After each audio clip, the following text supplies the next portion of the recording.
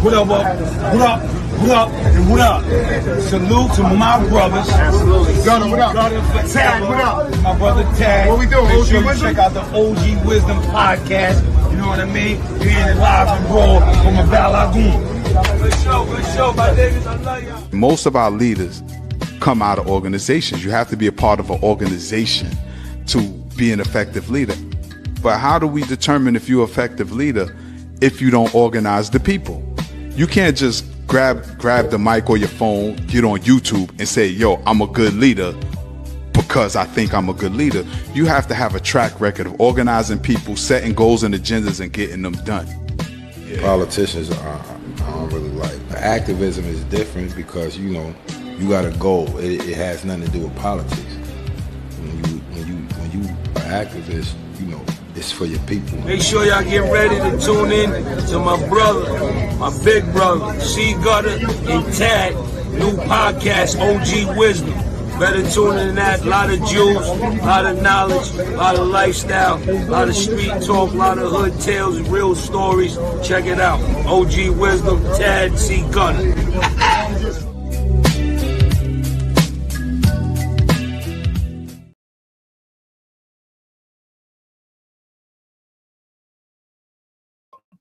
Peace, family. Welcome to another episode of the OG Wisdom Podcast with me, your brother Tad. We patiently wait our brother C-Gutta, and we will have our special guest, our usual suspect, our sister K Fighter. Today, we're going to talk about the snitching code. I think things have got lost in translation somewhere along the lines. What goes on in the street compared to what goes on in the internet. We see in the world of gangsters, there's a lot of snitching allegations going on. There's a lot of denial. We see even in the sports arena, there's a lot of snitching going on.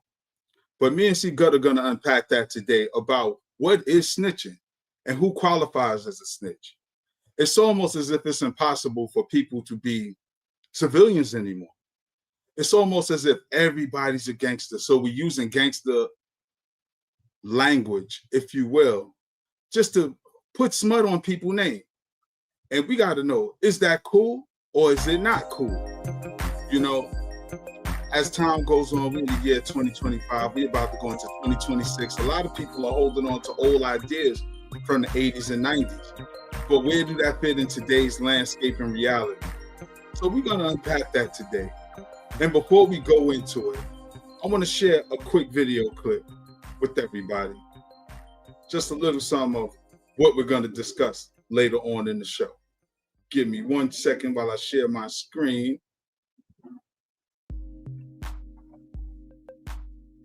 All right. We shall see. But here's what's cracking. Oh, no, we got something to discuss. Look, I'm good for all the trolling. That's cool, but Rachel Nichols is foul. What did Rachel Nichols do good? She used my video and she actually wrote that I possibly snitched. Oh, not Rachel. I listen, I'm gonna troll with the best of them, but to ask that question, no, she didn't do that. because then it makes me really want to, like, first of all, 2 of them niggas is gambling on NBA. 1 is throwing poker games and robbing his friends. Ain't got shit to do with me. I'm gonna tell on this nigga. Wow, I'm gonna tell on him. Like, yeah. You know what I mean? My case is all a whole bunch of Igors and Igors, right? And I don't like this, what's going on. I see the word mafia. Yeah. But the only faces I see is Negroes. Yeah. Not Crenshaw Mafia. NBA.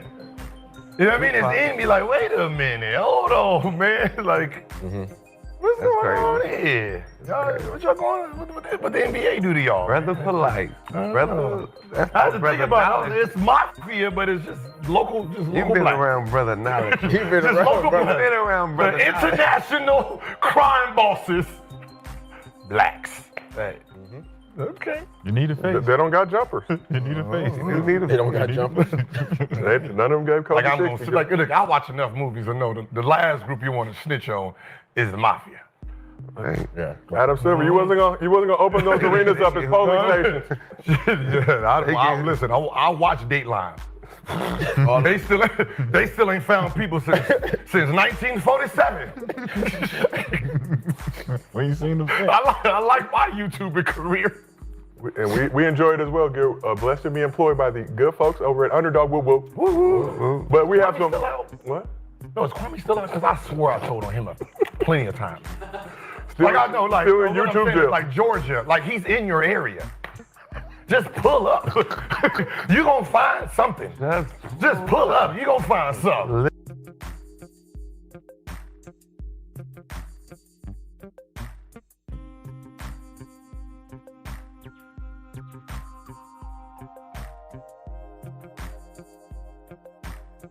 But see how simple it is to play that game about snitching. Who's snitching? Who's not snitching? What's the consequence of snitching? In this day and age, everybody's okay with tattletelling. Now, I'll give Gilbert Arenas a pass because he's a civilian. And at what point does it come that you value your freedom? Because we got some folks that hold on to the not snitching code, which sometimes they should tell on certain people. And I'm waiting for my brother Gutta to come in so we can actually unpack this whole thing. But I'd be remiss if I don't give a shout out to the usual suspects. Shout out to our sister Queen Anusa Aknedi, always holding us down. Salute to our sister Tish. Peace, peace, peace. Our sister Kay Fighter, who will be joining us later, a thorough black talk. She always have an interesting historic and political perspective on the implications of snitching and where it comes from. To Tiger, salute. Salute to you. Thank you for rocking out with us. And peace to Rod. Peace to Rod. Thank you for tapping in with us. You know, it's greatly appreciated. So some of the points we're going to talk about is where this snitching originated from. Now, as black folks who was once enslaved on plantations, in Virginia, there was a law passed called the Meritorious Manumission Act of 1710. This is where if you told on any slave conspiracies, like runaways, revolts, you can get your manumission papers, which means you were granted your freedom if the plantation owner decided to. Also, if you saved their property, let's say from a fire or a storm or anything like that.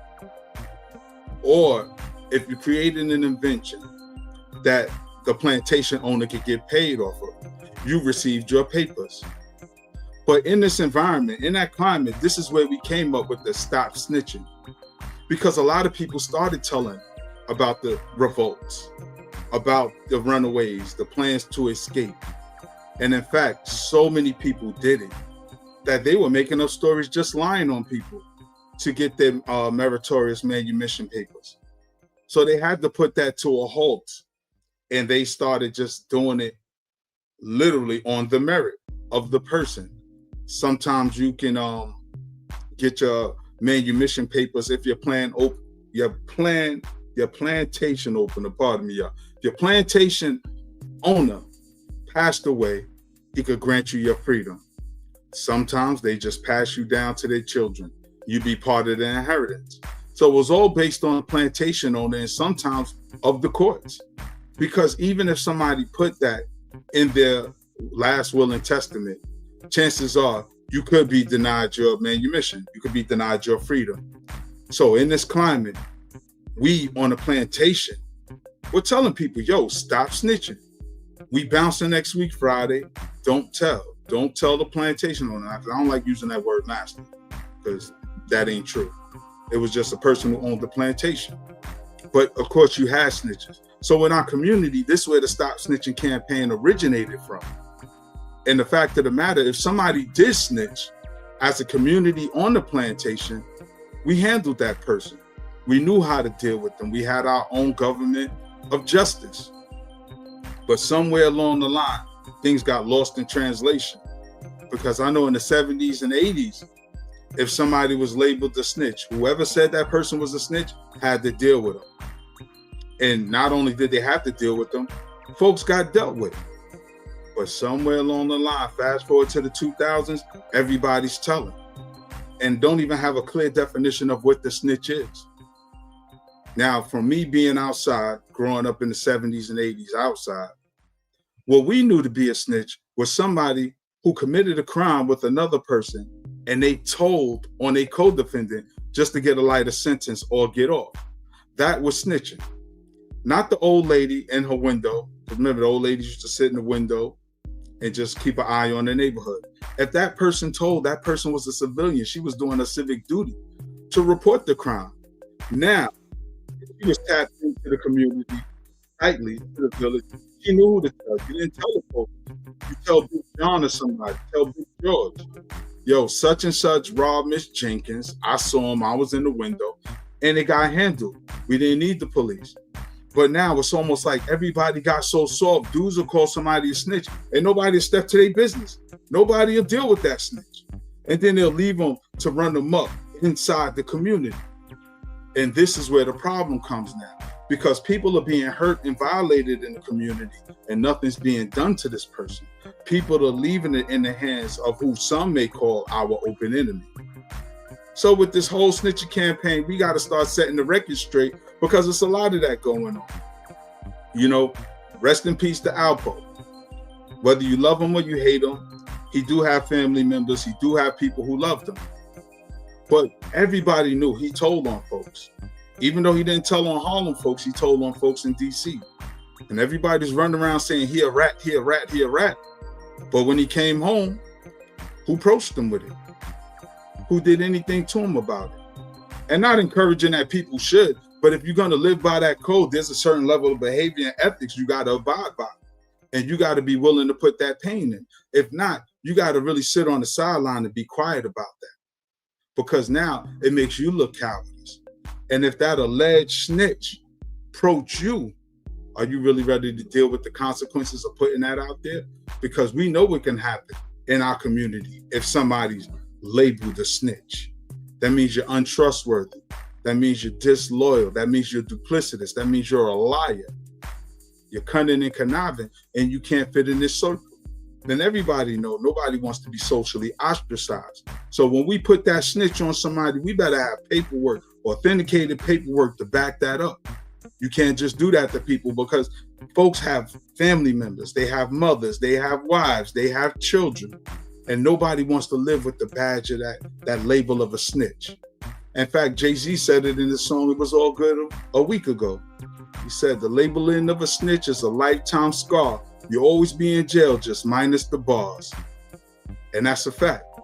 But it's almost as if YouTube and the internet has become the streets. Shout out to my brother, Knowledge Born Allah. Peace to you, peace to you. They've been snitching since the Garden of Eden. They may have, right? They may have. God said, who ate the fruit, right? But this is a reality that a lot of folks don't deal with and unpack. And as those of us who are OGs, shout out to everybody who's taking their life experience, trying to make a difference in their community. Whether it's the OG man dude who just came home, shout out to him. Whether it's Hocus 4/5, whether it's anybody locally in their community, just trying to give our young people a chance. You know, these are conversations that has to be held.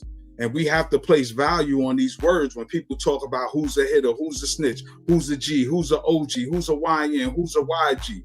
Folks are using it loosely because on the internet, anybody with a phone got access to an audience.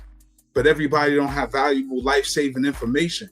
A lot of people don't even have that resume or experience under their belt where they even qualified to speak about what really goes on in the streets. Salute FBA, strong pushback. Definitely appreciate you. Now we out here, you know, we've been taking a minute off because we've been living life. We might be off in a couple of weeks coming, you know, but we out living life, getting this wisdom because real things are going on in the world.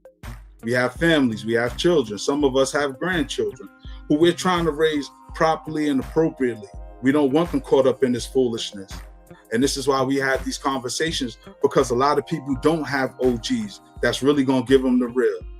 Me personally, I support the Drop the Flag challenge, though there's different implications because people see that culture differently.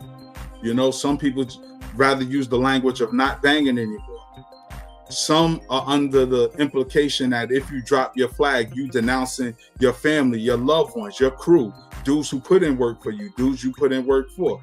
So this is why these conversations are necessary, because we see that the real ops, the open enemy, law enforcement, whatever you want to call these people, they're circling the wagons in our communities, and they're looking to round up our young people and put them away. And what kind of men would we be if we allowed these things to happen? If we know there's a threat to our young people's existence and we don't speak on it, we just about as wrong as the people doing the harm. But let's be clear, that is not snitching. That's a level of awareness, because we're not talking about crime. We're talking about survival. But for some people, snitching is a level of survival. And it's become, how can I say it? It's part of the culture now that so many people are snitching. Because when I came up, snitching was just going to the law, going to the authorities, not necessarily school teachers and principals. That's something different. I'm talking about where somebody's livelihood could be taken away. And if you're not really willing to put that pain in, then by all means, report them. If they touch the child and you're not going to get justice for that child, if they harm the elder in our community and you're not going to get justice for that elder, then by all means, because something has to happen. Because too often what we see as people call somebody snitching, nobody deals with it, and these people are left in our community to run them up. In the 48 Laws of Power and in the book, The Art of War, it has been written, you're supposed to crush your enemy to the point that you don't fear their retaliation. However, nobody's crushing the enemies. If people are in our community harming our community and there's no justice for it, we're leaving them open to cause more harm, more just more craziness again. So, like, at what part do we move from that paradigm shift to put context to the language we use and create a new cultural shift? Because we see YouTube, Facebook, Instagram, Twitch, Tumblr, all of that has dominated the spaces when we used to really just kick it on the corner or sit on the stoop or be in the pool hall, depending on your age, or the arcade room, where we spoke face to face. So things aren't lost in translation, like texting and typing. But this cultural shift of YouTube now gives people the authority to talk crazy to people they wouldn't say that to in their face. Dudes be inviting people to their Frank stands, knowing if we were 3 feet apart, you wouldn't do that to this person. So that speaks to where are you at in the grand scheme of things? How strong are you really that you got to be a keyboard type, a keyboard gangbanger? You can't tell this person to themselves or literally meet up, shoot the five, I mean, just shoot their hands for 5 minutes, get it in. You know what I'm saying? Dap it up after it's all said and done, and everybody go about their way. Nobody get murked, nobody get locked up. Get it off your chest. I remember when I came up, when dude shot the 5, whether you win or lost, all you say is, nah, he got his. He got his. You know what I'm saying? But now dudes want to clip you over an argument. And if you ain't never been facing that type of time, if you ain't never been jammed up, ain't nothing worse when the judge hit you with that. I sat in courtrooms when they told dudes, you're not coming home. So by the time we let you out, the Statue of Liberty be sitting. It's like, whoa. And this is the reality. So shout out to all the brothers behind the wall that have learned their lesson in the error of their ways from when they was youngsters. You know what I'm saying? Because it's almost like, particularly for black men, people act as if we're not redeemable. As if we make a mistake. And granted, it's a costly mistake, especially when people lose their lives, when loved ones lose people they love. It's a costly mistake, something you can't rewind. But nonetheless, there's brothers on the inside who still trying to do good, who have repented between them and their God. Whether us as society believe them or not, they know in their heart that they're remorseful. And then you got dudes out here who still feel like they got something to prove and want to show how hard they are, regardless to dudes twice their age, dudes who live that life and say, yo, young bro, keep doing this, this is going to happen. I need you to pay attention, son. Somebody gonna get clipped. Somebody gonna go to jail, and you don't want that. I tell you, I was jammed up before over 20 years ago. I was jammed up, and I didn't have a bail, and all I thought about was my life. Like, what is gonna be my story? What is gonna be my legacy? If I stay in this place for 20 years, how much of a protector could I be for my children? How much of a provider I could be for my lady at the time? I couldn't do nothing for nobody. You know what I mean? I kicked it with my sons. I kicked it with my little brother and just let them know this is not a place you want to be. But I made a promise with the Creator that when I get out, I'll try to be the best. And granted, when I got let go, I didn't walk the most perfect line. I still had some growing to do, but the Creator knows what's in our heart. So I walked a decent path, you know, still had street stuff going on, still had to get it how I live it, had to defend it how I defended it, you know, but the Creator knew I was on a particular path. But me being on that path, it took me to Africa 4 times. It took me to start a community organization where I made a positive impact on young people's lives in my community. And in fact, I did it in the community center in the projects where I used to hustle. But not only that, I was still having bad habits of eating bad foods. So my weight wasn't in the right place. I wasn't in warrior condition. So I had to get my life together, started training, working out. Then I was able to start running marathons. Then see grandkids born, do dope stuff, watch my children graduate, not just from public school, not just junior high school, college, and one of my daughters just recently received her master's over the summer. So out of my children. But we got our Sister K Fighter in the house. Let's bring her aboard. Sister K, what's the word? How you feeling? What's good, OG Wisdom? What's good? Ain't nothing, trying to share a little wisdom with the young people, you know. Well, not the young people, because I'm quite sure we got a seasoned audience, but you know, just putting it out in the universe. Hopefully somebody can find value in what we're going to talk about today, you know, and help the young people in their life. Or maybe it's a young person who may be confused about what direction to go with their life, sis. But I mean, look, you from the fort, an official one from the fort, Fort Greene, Brooklyn to be exact. What's your thoughts on snitching? And how does it play out in the political landscape? Wow, that's a big one. Yeah, I am from Fort Greene, but I'll tell you one thing, you can't find nobody in Fort Greene that said I ever snitched on anybody. Holla. My reputation is impeccable. But from a legal standpoint, there is a term called but for. What is it called? BUTFOR, but for. But right? for, all right. Right. So that's negligence. So say, for example, Tad tells on me, and because he tells on me, which I would never do, but right, my children get hurt, right? He may not have meant for my children to be hurt, but for his commentary, my children were hurt. So in a court of law, that is considered negligence. So, you know, we coming from where we come from, we're not used to suing people for their mouths, you see? Right. But you can, because but for your commentary, such and such happened to me and my family. And that's one of the things that a lot of these RICO cases, people don't pick up on. They don't really read that legal jargon. And you guys can look it up in your own time, but look it up, but for. It's seriously negligent. So I would never do anything like that, especially if I was a part of that lifestyle, right? I am not of that lifestyle, so I would be considered a civilian, right? So right. If there is criminality that is taking place and people are being harmed, I'm going to tell. I'm going to tell. But if I'm a part of it and then I'm going to tell, that's some sucker shit. Right. You see what I'm saying?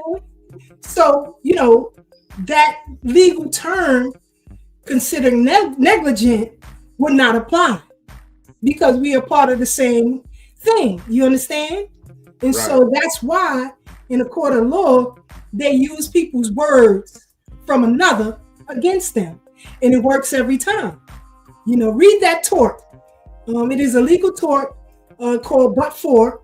And that's in any, whether it's criminal or civil. If we're in a restaurant and I have a dog and I take my dog off the leash and my dog goes crazy and start biting people, I could be held liable. Because for if I had kept my dog on a leash, that would not have happened.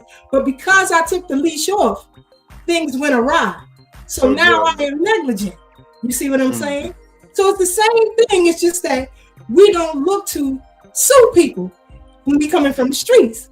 You understand what I'm saying? That's very negligent. I definitely have a question for you. Before I ask my question, Gutta, when you're ready, give me the thumbs up, bro. All right. Welcome to the stage, our brother C-Gutta. Yeah, what's good? Gutta, what's the word? Ain't nothing, just building and philosophizing. Y'all see me good? Yeah. We see the sun. Oh yeah, I'm gonna have that was a dope shot though. That was a dope silhouette of you. Yeah, I don't want to hit that. I don't want the sun blocking shit out though. Yeah. But Sister Key, I got a question for you then. Right? Because as you talked about but for, our language being responsible for somebody getting hurt. And we're talking about, and me and Gutta was on the phone before we got on the show talking about the YouTube space in the streets.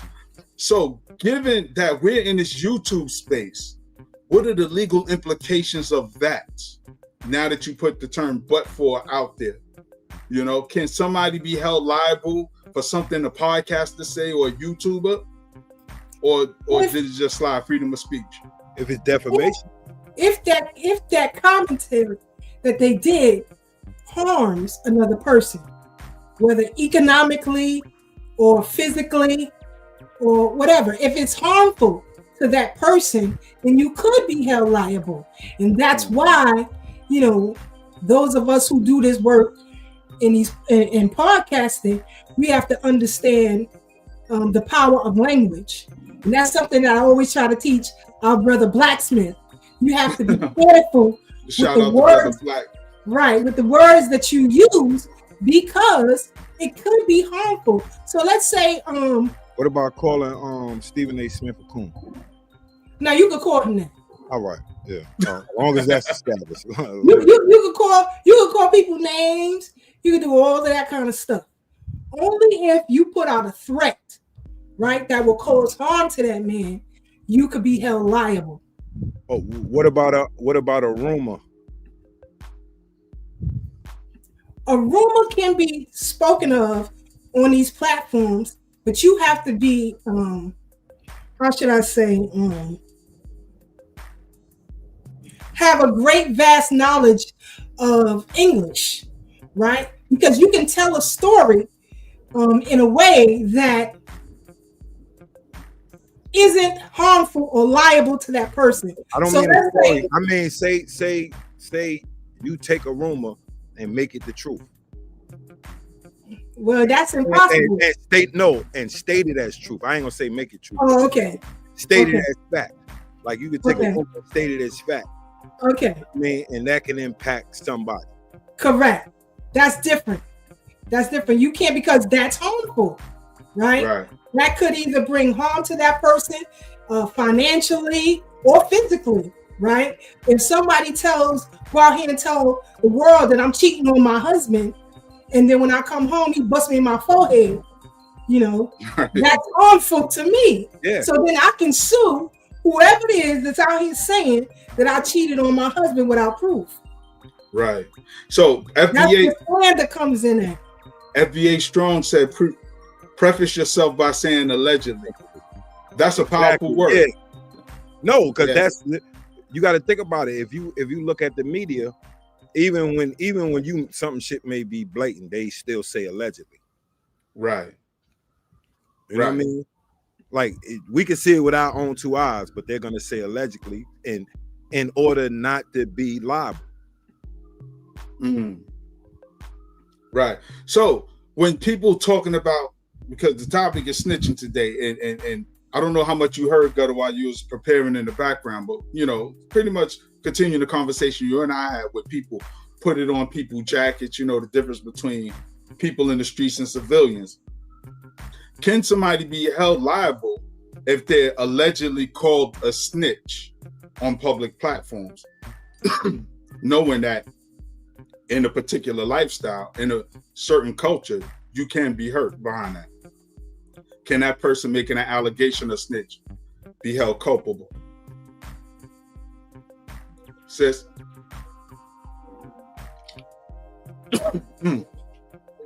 Gutta, can you hear me? Okay. Yeah, I hear you. It depends, right? If it's documented that you said something, you can say it all day long. So say, for example, I went to the police and I said, Dad out here beating chicks up left, right, and center, right? I put that on the record. The police believe me, and they put that in a file to now file a case against Tag, right? You can't say it, whether it's true or not, because the law documented it as such, right? They've already documented as such.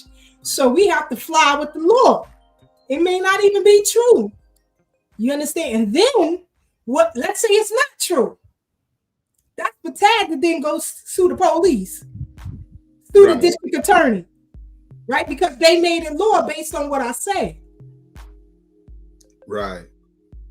And I ask these questions because we see a lot of this now, and in the political arena. Sister Keisha, and I don't know if you touched on this. I'm quite sure because it's old, but we see the allegations of Al Sharpton being a confidential informant and snitch are resurfacing again. What does that say to and about the Black community, about who we let in our ranks and their level of loyalty and reliability? Because my position is, if you wasn't in bed with the mafia, you wouldn't be in that circle where you could snitch. You want to speak to that? First of all, it's true. It's true because he admitted it as such, right? It was in the 80s too, right? With him, with the sitting down, and he had. Right, I saw the videos. Yeah, we saw that. That's what I'm saying. Where they say allegedly, and we see it with our own two eyes, like the news is saying allegedly. But we see with our own two eyes the recording that they got. Right. You know what I'm saying? You in bed with them, they're gonna expose you. Once you ain't doing what they want you to do. Yeah. Yeah, that gets crazy. The act, it's really the act of providing information to law enforcement, right? So that's already on the record. It's already documented. Now, yeah. Right. So we can call Al Sharpton the snitch. Absolutely. Once we see the paperwork. Yeah. You ain't got to see the paperwork. He already admitted to such. He said that he was helping them get such and such off the streets. But here's the thing. When you ask anybody in law enforcement, you don't tell the FBI when you stop snitching. They tell you. That's not how that goes. You can say, well, I don't want to work with you no more. That's not how it goes. Right. That's why they outed him. Exactly. But in the 80s, a man by the name of Sonny Carson warned everybody about Al Sharpton. Rest in peace. But they wouldn't listen. That's right. I don't know if you remember it was a black lady that ran for president, right? And she had like an African last name. I just can't remember. Is it Falana? Was it Falana? Lenore Falana. Bingo. Like now, that's what my mom voted for. She didn't do all the other parties and all that. You know what I'm saying? But my mom's like, just thinking about my mom's, and you know how sharp me knowing how sharp my mom was. She was like, yo, I can't never trust a nigga with a perm. Look, like, no, she was dead ass. Like, my mom just looked at it. She was just like, yo, he looked like, because you know my mom's born in 1940. So you know, she experienced all them the snake, All that stuff we only read all about. the snake oil preachers and all of that, Yeah. and all of that. So she experienced that firsthand. So us being younger, we just was seeing shit on TV like the Reverend Ikes and such. But when she said that, I was like, yeah, this nigga got a perm and a Sergio Tacchini sweatsuit, like, And a big gold chain. yeah, it's Like like the outside. yeah, it's like, bro, that look and like that look just is like, yeah, that's a look I know, not from experience with my mom. This is a look I know from experience from coming outside. Right, about to say from being outside. Yeah. You know what I'm saying? So once she put that into perspective, I really, you know, when like I said, you don't look until you really look. You know what I'm saying? You might not pay attention to something until you really look at it, and then you analyze it, and then it's like, God damn, yeah. You know what I'm saying? And he looked worse now when he got skinny. He looked like, yeah. I think when he was in Guantanamo Bay or something, when he was supposed to be going on a hunger strike. Puerto Rico. Yeah, Puerto Rico. Right. That's how he lost all that weight. Vieques. Yeah. No, he ain't lose that weight like that. Yeah, that's what he said. That's how it started. Yo, my man New York said, hey, your man back, right? It's in the building. Shout out to our favorite troll, New York. New York super troll, my God. Yeah. But now, Gutta, I want to ask you as an OG, the difference between the new generation and the old generation, you know, because a lot of us, even though we was outside, we protected the community. We knew who was on limits or off limits. Do you think there's a divide right now to where the young dudes are just saying anybody goes, or do you find some of them still hold that code to leaving it? No, because I've seen some clips where they talking about some young dudes talking about a myriad of things, like as far as busting on dudes. Like you ain't supposed to be shooting in no crowds and stuff. Right. Like these is young dudes. Then they was talking about, man, that man Granny ain't in the streets for you to be, you know, pressing her about her telling the police on you. You know what I'm saying? Shit like that. You know what I'm saying? So it's some youngsters that's it. Like you got to think about it. A lot of the youngsters that's really outside, they do live, you know what I'm saying, to a degree by the code. Okay. You're not gonna say all of them, because all of us wasn't living by the code when we was outside. You know what I'm saying? So, but you know, it's still some youngsters out there that they gonna stand on certain things. You know what I'm saying? Because you gotta remember, like a lot of youngsters that didn't do nothing in our era, certain things in our era is because we was raised in a community. Like we wouldn't do like the reckless shit. Right. You know what I'm saying? Like, you got to remember, our era, it's a lot of dudes that was walking up to people's doors, ringing the bell and shooting the door hole. Yeah. This was prevalent in our era. A lot. That happened a lot. You know what I'm saying? And the dudes that wasn't with that is the dudes that was really the stand-up dudes. Right. You know what I'm saying? Because it's certain limits we're going to go to because you don't know who coming to the door. People, mothers, aunts, sisters, little kids, everything that got shot, bro. This is, you know what I'm saying? Shit, man, New York. I don't look like you on the roof, but nuts from above. Nah, yo, this nigga's a comedian. Yeah. You know what I'm saying? But yeah, and that's why I asked you, Gutta, because I know you got a lot of influence. You know what I'm saying? You work with young people in the community that, you know, come from that lifestyle. So I know you've had conversations with them, with the violence initiative you were working with. And then you have to correct some of them too, because they got a warped sense of, you know what I'm saying, what's going on. You know what I'm saying? It's like, but then, you know, because a lot of these youngsters, they intelligent, bro. You know what I'm saying? Is what it is a lot of people are scared of them because they act out. Right. You know what I'm saying? Like a lot of the older people be scared of them because they act out.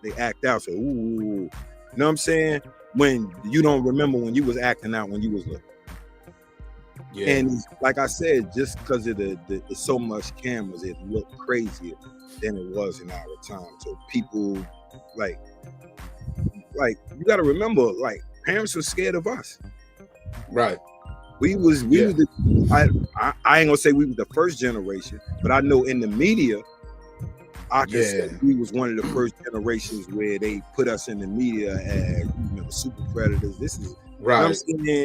Thanks to Hillary Clinton and Joe Biden and them. It's a lot of stuff that how we was painted. You know what I mean?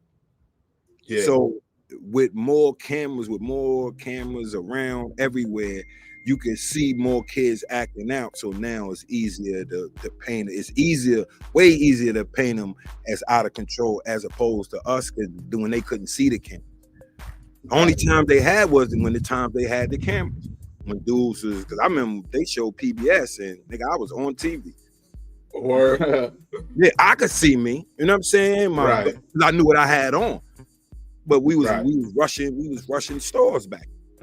Right. Hacker Joe's store, the Tommy Hilfiger, like that was the good old days. You know what I'm saying? Running up at A&S before it was Macy's. the only way that they had it back then was in those large chains. Now you can get them. It's on you got them on the corner store. Right. People houses. So people houses just when you running by. Yeah, so it's so much shown that they think it's worse than it was in our era. When you look at the statistics, nowhere close. Right. I saw that recently. It's funny you say that. They had years recently with damn near 4,000 murders. Yeah. You know what I mean? Yeah. And speaking of that, Gutta, because my question is the code outdated or misunderstood? Because like I was saying earlier, back in the days, the community didn't go to the police. You would go to Big John or Big George, like, yo, such and such, Cedric over there robbed Miss Johnson. And Big George and Big John handled that. Yeah, I don't see too many people dealing with that no more. Mm-hmm. Speak to it. What? Because 9 times out of 10, if they rob somebody, they were civilians. Right. And the community allowed the people that was outside to deal with somebody messing with somebody in the community. You don't do that. You don't shit. Right.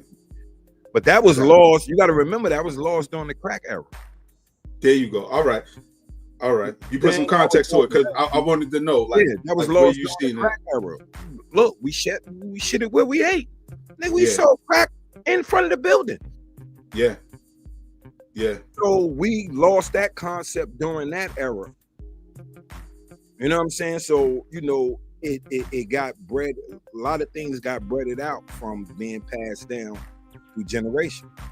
You know what I'm saying? If we wasn't respecting the communities in our generation, what do you think the younger dudes is going to do? Right. It's funny because as street dudes, we had a street moral code. You know what I'm saying? Like we said, we recognize people as civilians. That's what we called them. They not in this game. Because I can remember when I was young, I went out with Noon one time, and statute of limitations up. But him and his cousin sent me to somebody's spot. They was like, yo, Tag, you gonna go knock on the door? When they open, we in there. But they weren't civilians. They were dealers. Yeah. So those were the people that, you know what I'm saying? That's who we like. If you that's who we targeted. In the streets, you targeted the only civilians we really targeted were businesses. Right. Jewelry stores, pawn stuff like that. You know what I'm saying? Yeah.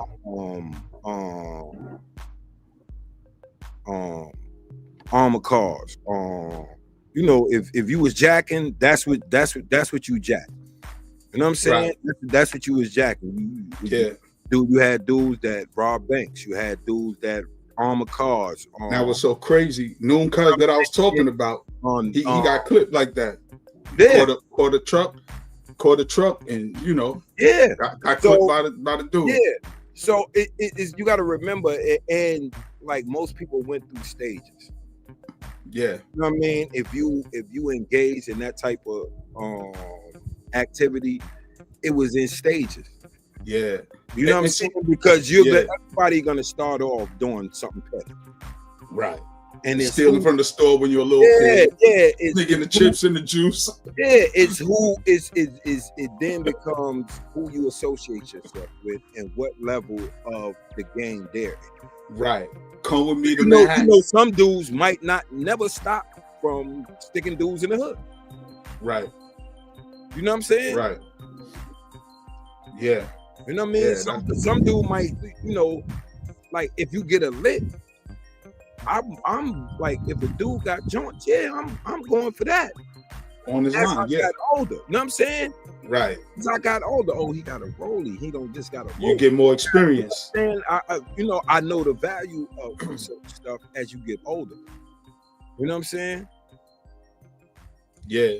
Like I said, is once we lost the self-respect in the community, then it was easier for people to be disrespectful. You got to remember, Nick, we was part and parcel with that as well.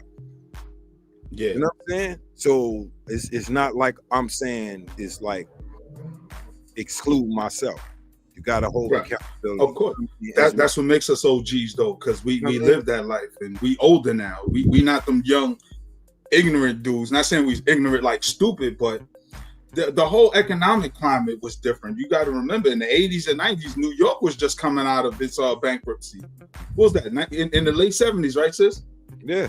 So that's why everybody was so prone to hustle and crack in the community, because New York was broke. Remember, it was garbage everywhere. Dogs. Like, when the last time you saw a stray dog? People don't realize, like the youngsters don't realize how New York looked in our Yeah. It is vastly different from what the youngsters see now. And even like I hate to say, it's like a lot of older people seem to forget too. Like they romanticize this shit. It's like, come on, man. Yeah. I remember my mom still working and we still getting on the line. Yeah. So, and my mom's was a nurse midwife. So, like, yeah, she had a decent pay. You know? I just hated that powdered milk. That's what I hated, getting on that line. I hated that. Grandma be like, "Here, use some of this." I just won't eat no cereal today. So I'm not putting that powdered milk on. We ain't had no choice, because you know what my mom's did? My mom bought the milk, bought one milk, then made a gallon of the powdered joint, and then mixed it. Stretched it. Yeah. Then blended it. So we ain't have no choice, my nigga. Or you know what I'm saying? So like I said, it's like people seem to forget is like the struggle coming into that. Right. That let everybody talk. Yeah, coming into that era, that crack era. And why it was so easy for us to fall victim. Because everybody was doing bad, my nigga. Yeah, that's a like fact. Literally, like, I'm not saying this. It's not a blanket statement that just saying like literally everybody, but the vast majority of people. Shit, the city was doing that. Yeah. I want Sister Keisha to chime in on this other political climate back then. You know, Sister K, remember the late 70s, early 80s. When the garbage men was on strike, they didn't have no money for the garbage men. They ain't had no money for the MTA. What was that all about? Because New York was broke, right? And why was New York broke? they appealed to the president for federal funds, but the president said, "Fix it yourself. You got yourself in this mess. Fix it yourself." Yeah, that was right. Even when they was running for office, right? It's funny that Andrew Cuomo is running for mayor, but when his father was running for governor, his slogan was "Vote for Cuomo and not the homo," right? But you can't even say that now. Tom, you gotta let that run. I gotta let that. He said, "Vote for Cuomo and not the homo." Yeah. Who he was calling the homo? What was his name? Ed Koch. He said, "Vote for Cuomo, not the homo." You can Ed Google Price it. did because he had finished running for. He was trying to run for governor. Yeah, That's a fact. Yeah, That was the headline of the New York Times. Ooh. Right? But today you can't even say that. yeah, You know what I'm saying? that's a You fact. can laughing. Full But it's for real. It's for real. Y'all can Google that if you think I'm lying. But Bro, at the same time, Andrew Cuomo, Mario Cuomo, his father, had took a trip to Italy, right? And the real Cosa Nostra up there, they said as soon as he get off the plane, they was gonna unalive him. Oh yeah. I remember that. This is real talk. Yeah, I remember that. So, They was gonna crush. this whole guy, better. No, I was just saying. I remember that they was gonna crush him. Yeah. So this was the whole atmosphere back then. So it was always gangster. Politics has always been gangster. And I told you, the Democrat and Republican parties are nothing but legalized gangs. Period. Yeah, that's a fact. They unalive people. They cheat. They steal. It's crazy.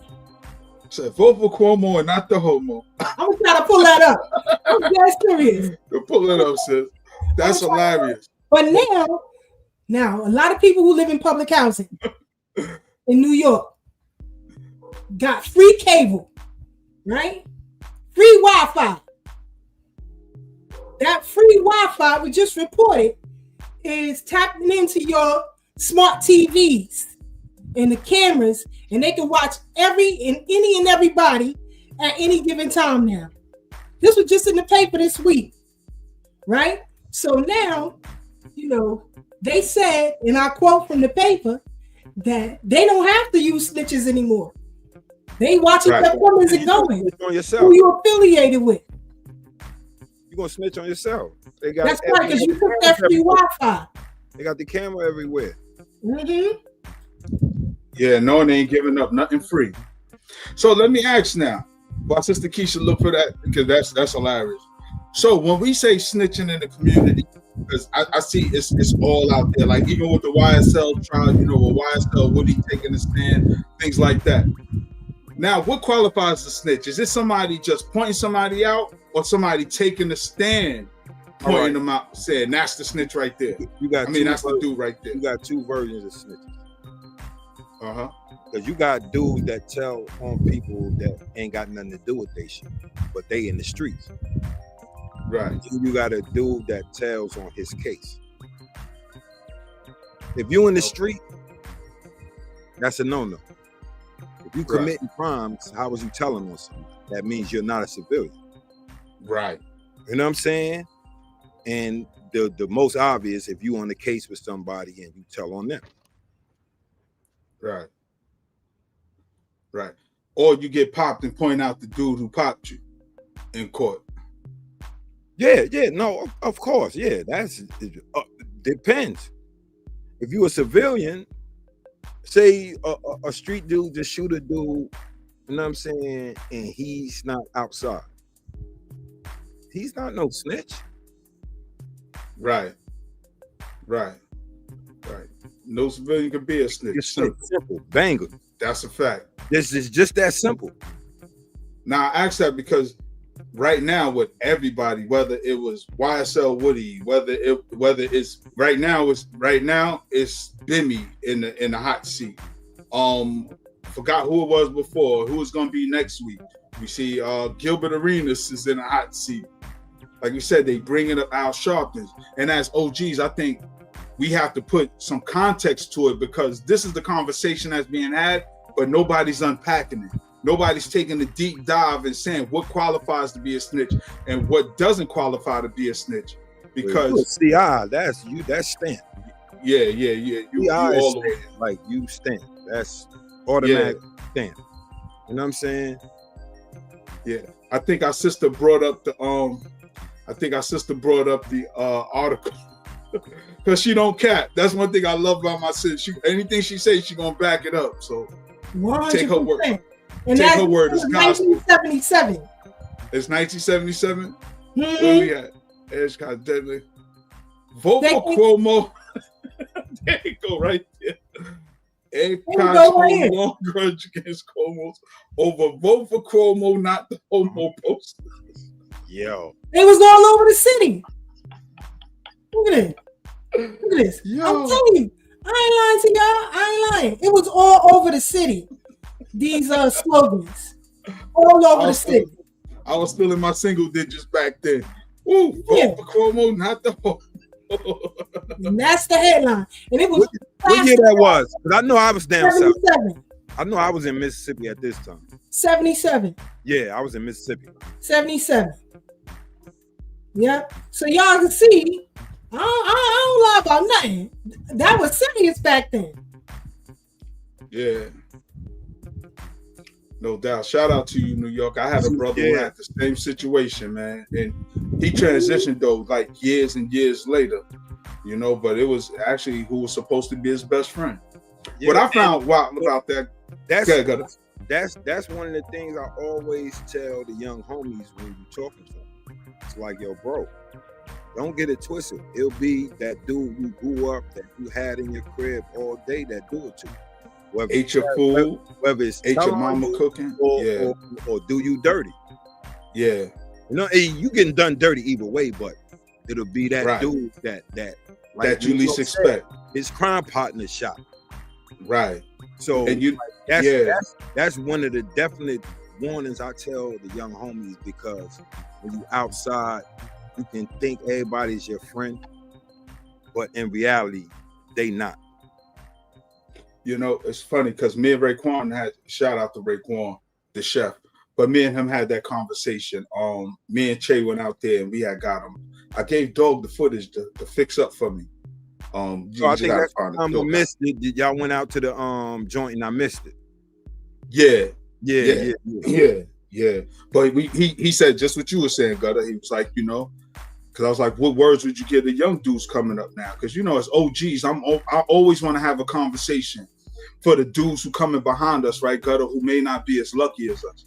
Because no matter all that we went through, whether we got touched with violence, whether we got locked up, we fortunate enough to still, and we can still enjoy our family and our loved ones. And tell not necessarily our stories, but the story of being involved in the streets. Right, how it goes. Like, if you want to be in the streets, like I tell everybody, you know, that's not the route to go. But if that's the route you want to take, be aware that these are the dangers. That your man that you came up with will cross you. I knew some brothers that was getting money, young dudes, getting major paper cutter, like cribs around the country, damn near BMF level. I told one of the young dudes, because I knew his older brother. When he told me where he was from, I was like, yo, you know, such and such. He's like, yeah, that's my big bro. I was like, yo, your brother's my man. Tell him you met me. I said, yo, whatever y'all do, man, keep your unit tight, because this, that, and the third could happen. Yo, the kingpin snitched on him. The king, the boss was the CI. You know what I'm saying? And I say that because I always try to share with young dudes, because they'll, like for you, I'm quite sure you get it. Dudes will hear the resume and be enthralled by it. Like, oh, wow, they be impressed with the resume. But then we got to give them the real about the pain that comes with the resume. It's more pain. It's more pain than anything. Right. Listen, bro, when you sitting, don't know gonna be the outcome of your case, or even you pulling up on somebody. You know what I'm saying? It's like you think all that time you missed from family and all that, nigga, that's worse than anything. Yeah. Like, dudes don't get it because they ain't go through it. I get it. Yeah. You know what I mean? Because it's all perspective. A dude to say, yo, you know what I mean? Until you gotta do that time. Yeah. And then chances are you're gonna do a lot of it by yourself. A lot of dudes you may think will be there, only time you're gonna see them is if they get jammed up. You definitely gonna do a lot of time. You're gonna have moments where outside of your close loved ones, you not like you gone. Nigga talk about you, nigga light up. Yeah. That nigga gotta did this. That's it. Yeah. That's it. You know what I'm saying? And then like you're gonna learn who really got love. Yeah. Yeah. And that's what's crazy. I always share that with my sons. You know what I'm saying? When you get that queasy feeling in your stomach, when you out with your peoples, come home. I said that's your intuition kicking in. I said, because God forbid something happen and you get locked up, I'm gonna be there. Your mom's gonna be there. We're gonna be making them visits. We're gonna be putting money on your books. Dudes you out here with, you make it one or two that might try to look out for you. That's why when my folks is locked up, I at least try to send them a letter or something. You're not gonna have an abundance of motherfuckers that's gonna, be reaching out, supporting you. You ain't gonna have an abundance of dudes. Dudes dudes may start getting guilty towards the end, then but that's how that they feel that they ain't, you know what I mean? But then you gotta remember, we also gotta remember the struggles dudes have out here as well. Yeah. You get 3 free meals in prison. You get that shit out here. Bills don't want to hear nothing. Right. So with that said, right? Shout out to Jim Jones. I think everybody dogpiling on Jim. I don't know him personally. I mean, y'all had a relationship, you know what I'm saying? Whether it was negative or positive, went from negative to positive, you know what I'm saying? But he said that it's harder in the streets than it is in jail. I would disagree. But you've been there way longer than me and Sister Key. Like I said, it depends on what you're talking. We had this conversation. It depends. Yeah, that's why I want you to give it to the people. Depends on what context you're talking about. If you're talking about having to financially, economically, yeah, of course. Yeah. You know what I mean? That phrase nigga said started so much shit in the hood. Yeah. Of course. That's real quick. That's how it started. That's simple. That's how it started. That's so much common sense. If you're talking about financial, of course it's harder. In jail, they're gonna dress you, and they're gonna feed you, and they're gonna house you. Of course. But now, when you come from another context, them is a blood. Go to jail, you got to carry that for your whole bit. Yeah. Ain't no running in jail. Right. It's New York State, the kite gonna reach you. The before kite, you get there. Yeah, the kite gonna reach the jail before you get there. Like, they moving such and such up there. Yeah. He did this to such and such. That's such and such he's talking about. Yeah. So it ain't no ducking and hiding and blah blah blah. And if you gonna stand on what you stand on, bro, you're not like your bid is gonna be very difficult. Right. I don't, you know what I'm saying? I don't care. I don't care even if you got finances coming in. Right. Yeah. You're gonna run into opposition on a regular occasion. Yeah, I'm taking my chances in the street though. I don't want to go back. Yeah, no, of course. I'll deal with this struggle. Now I know what you're saying though. Yeah. And like that's why I said I understand they point when they say, you know what I'm saying? Because I seen another dude, it was a dude from the South. He was saying, man, I did 40 years in the streets. I don't know nothing about that jail shit. Like I had to pay bills and I understand his point. Because they making a point about what you got to do out here, your responsibilities out here. You know what I'm saying? Are way larger than your responsibilities. Definitely, because you ain't worrying about I ain't gonna lie, Gutter. When I was jammed up, that's the best sleep I had. You know what I'm saying? If you don't want to, you don't have to take care of your kids in jail. Word. You see what I'm saying? Right. So you ain't got to do nothing. I understand the point of view of somebody saying like, yo, nigga, it's harder out here than it is in there. Yeah. We looking at different contexts as well. Yeah. Too. Cause you remember my Uncle Scales, man. He loved jail. God bless him. He loved it. I remember I was about 13, 14 when he came home. We was walking down Fulton. And everybody's like, yo, welcome home, Scouts, welcome home. He said, nah, I'm just visiting. I look like he's visiting. And you know, God, like, sure enough, he went back. His son about it, he enjoyed. But you got, you got some of these dudes, they stuck in the cycle. You got to remember. Yeah, like he's institutionalized. He like getting high too. Yeah. So yeah, that's what I think he basically saying is like, yeah, I know I'm about to get out here, get high as a motherfucker. So back then, it ain't like I say, the crackheads, the dudes that smoked crack back then is different from now. Dudes you had crackhead stick-up kids. Yeah. Scout was a stick-up kid. Yeah. Like Scout robbed people. His first bid, he was 15. You see what I'm saying? So it's like if you involved in that lifestyle, and then you, on top of that, you getting high, what do you expect gonna happen? Yeah. And my thing is just through the reality, that's what it is. I don't think it was more like he liked being there, but he knew the reality of, nigga, I'm about to get out here, get me some of this hard, get right. You know what I mean? Have fun. You know them dudes. Yeah. Bro, I remember. I tell you, Sister King, if you knew my uncle, Gutta's not lying, he's not exaggerating. My uncle was like that. He ain't care. He was like, he's gonna get high, he gonna rob dudes. I remember he told somebody, "What's up, no? I'll be scraping you right." Like, wow. Yeah. Uncle's wild. Uncle's wild. And that's why I said, Gutta, he must have loved it, because he seldom stayed out long. If he stayed out a year, that was a long time. He'd be back up there for 5 years, 7. It's like, like I said, his choices outside, he basically knew what was coming. Yeah. I remember me and him got into it one time. Said bums went to jail for the winter.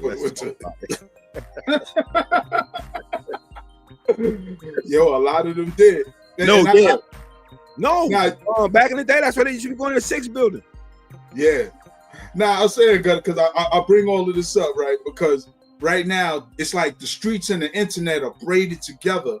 And I see a lot of street dudes on the internet talking street stuff.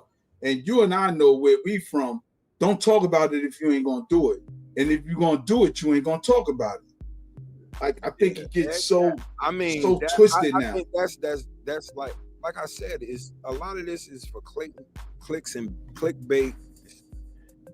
And crackhead went to jail, skinny, stole up on the young boys. Crackheads be running the joint. I don't know about that. They might be running the 6 building, with the other crackheads that ain't, 90-day bids. I ain't gonna lie, you got a few crackheads that was in jail that was putting it down. Al Jameek, baby brother. Yeah. Al Jameek was knocking niggas smooth out. But Al Jameek had hands in the streets when he was getting hot. I remember niggas beat up G on Fulton Street. Wow. So, you know what I'm saying? So Al Jameek always had hands. It was just that he got in there, got his rest, got his weight up. Yeah. And I think these the stories nobody tell the young dudes about, you know what I'm saying? Because a lot of these dudes don't even got no weight on them, truth be told. A lot of these young dudes, I don't know how they stay so skinny, but that's kind of bug to me. Yeah, like all the super tough ones. Yeah, like, and I was little, but god damn, I wasn't that little. And you knew how to fight. You're little and you know how to fight, so that matters. A lot of these dudes don't know how to fight. They quick to get the switch though. They'll run and get the switch. I remember one of the YGs on Waverly asked me, why do you see when you see, you ever, like, especially down south, you see all these joints where dudes getting violated in jail, and you show the before and after, how tough they was and all that. Yeah, little dude, and then they get the real prison, and dudes be getting violated. Yeah. And that's a shame. And that's sad. Bro, they showed one time a dude getting socked up, sending out that cash app. Wow. Nigga, send that cash app. shut up, bitch, send that cash app. He just keep getting socked. He like, okay. He like this. But then they were showing the clip how he was acting. I guess it was first got there. or whatever is ops put it out there. But you know how like certain joints that show jail clips and be like, yo, this is for purposes to like educational purpose, teaching like, yo, this ain't where you want to be at all. You know what I'm saying? And that's what they were showing. I ain't had those issues and I ain't want to be there. Nah, yeah, that's what's crazy. Yeah, I ain't even had those issues. Like, yo, one of the young dudes on Waverly, just years ago, he's like, yo, why you always working out? I said, yo, you want to be able to defend yourself, you know? He's like, nah, I got the hammer. I said, yo, and when you get locked up for that hammer, you ain't gonna have that inside. Only one who got the hammers inside is the police. You better know how to fight and defend yourself. Got no hammer. Word, right? Now they ain't got no hammer. Yeah, nowadays. Yeah, you gonna get pepper balls and all that. There ain't no hammers. You better know how to fight. Yeah, you better know how to fight. Your ass to death. The inmates will beat your ass to death. Yeah. So I asked, and that's why I wanted to talk about the code, because it's like the internet has become the new streets. Because when you see the new generation, most of their beefs in cases is all on the internet. Like you said earlier, you know, they just looking at you, they just watching you in your own crib. Like these little cameras be on when you think they off sometimes. The phones pick up on the conversations. It ain't even that. These dudes put themselves on camera. Yeah, that part too. That's the most. That's the wildest shit to me. Is like you actually, like I don't even know. Do you realize if you run in a dude's crib and whoop his ass, at least in New York, that's unlawful imprisonment. Yep. So you know what I'm saying? Depends on how long you hold them. That's kidnapping. Yep. You know first of all, it's burglary. When you bust in the crib. No, yeah, you're gonna get the burglary, unlawful imprisonment. You know what I'm saying? Depends on how long. You kidnapping. Yeah. You know what I'm saying? The guns, the menacing, the assault, and all that, because you can bust a dude in the head. The guy done seen this on video where dudes is videoing they homeboy gun button a dude that they done ran in his crib. Right. Which is crazy. Sister K, what's your thoughts on this from your legal perspective and analysis? Like, what are some of the things we got to watch out for the now YouTube streets that everybody talks about? Because I see a lot of gangsters on here, and I'm keeping 100. I salute every dude that come home, figure out this YouTube podcast space, because we all trying to figure it out. Everybody can't hit the block no more. But what's some of the traps we should watch out for? And I want you to talk about the different YouTube policies that's described as laws, like what you can and can't do on YouTube. First of all, you got to understand, this ain't the block. Right. This is virtual. This is television. Right. You know, so are you going to fall into the trap of what an entertainer is, or are you going to be genuine to yourself? Because an entertainer is a liar by trade, right? If it's an actor, they're telling a story.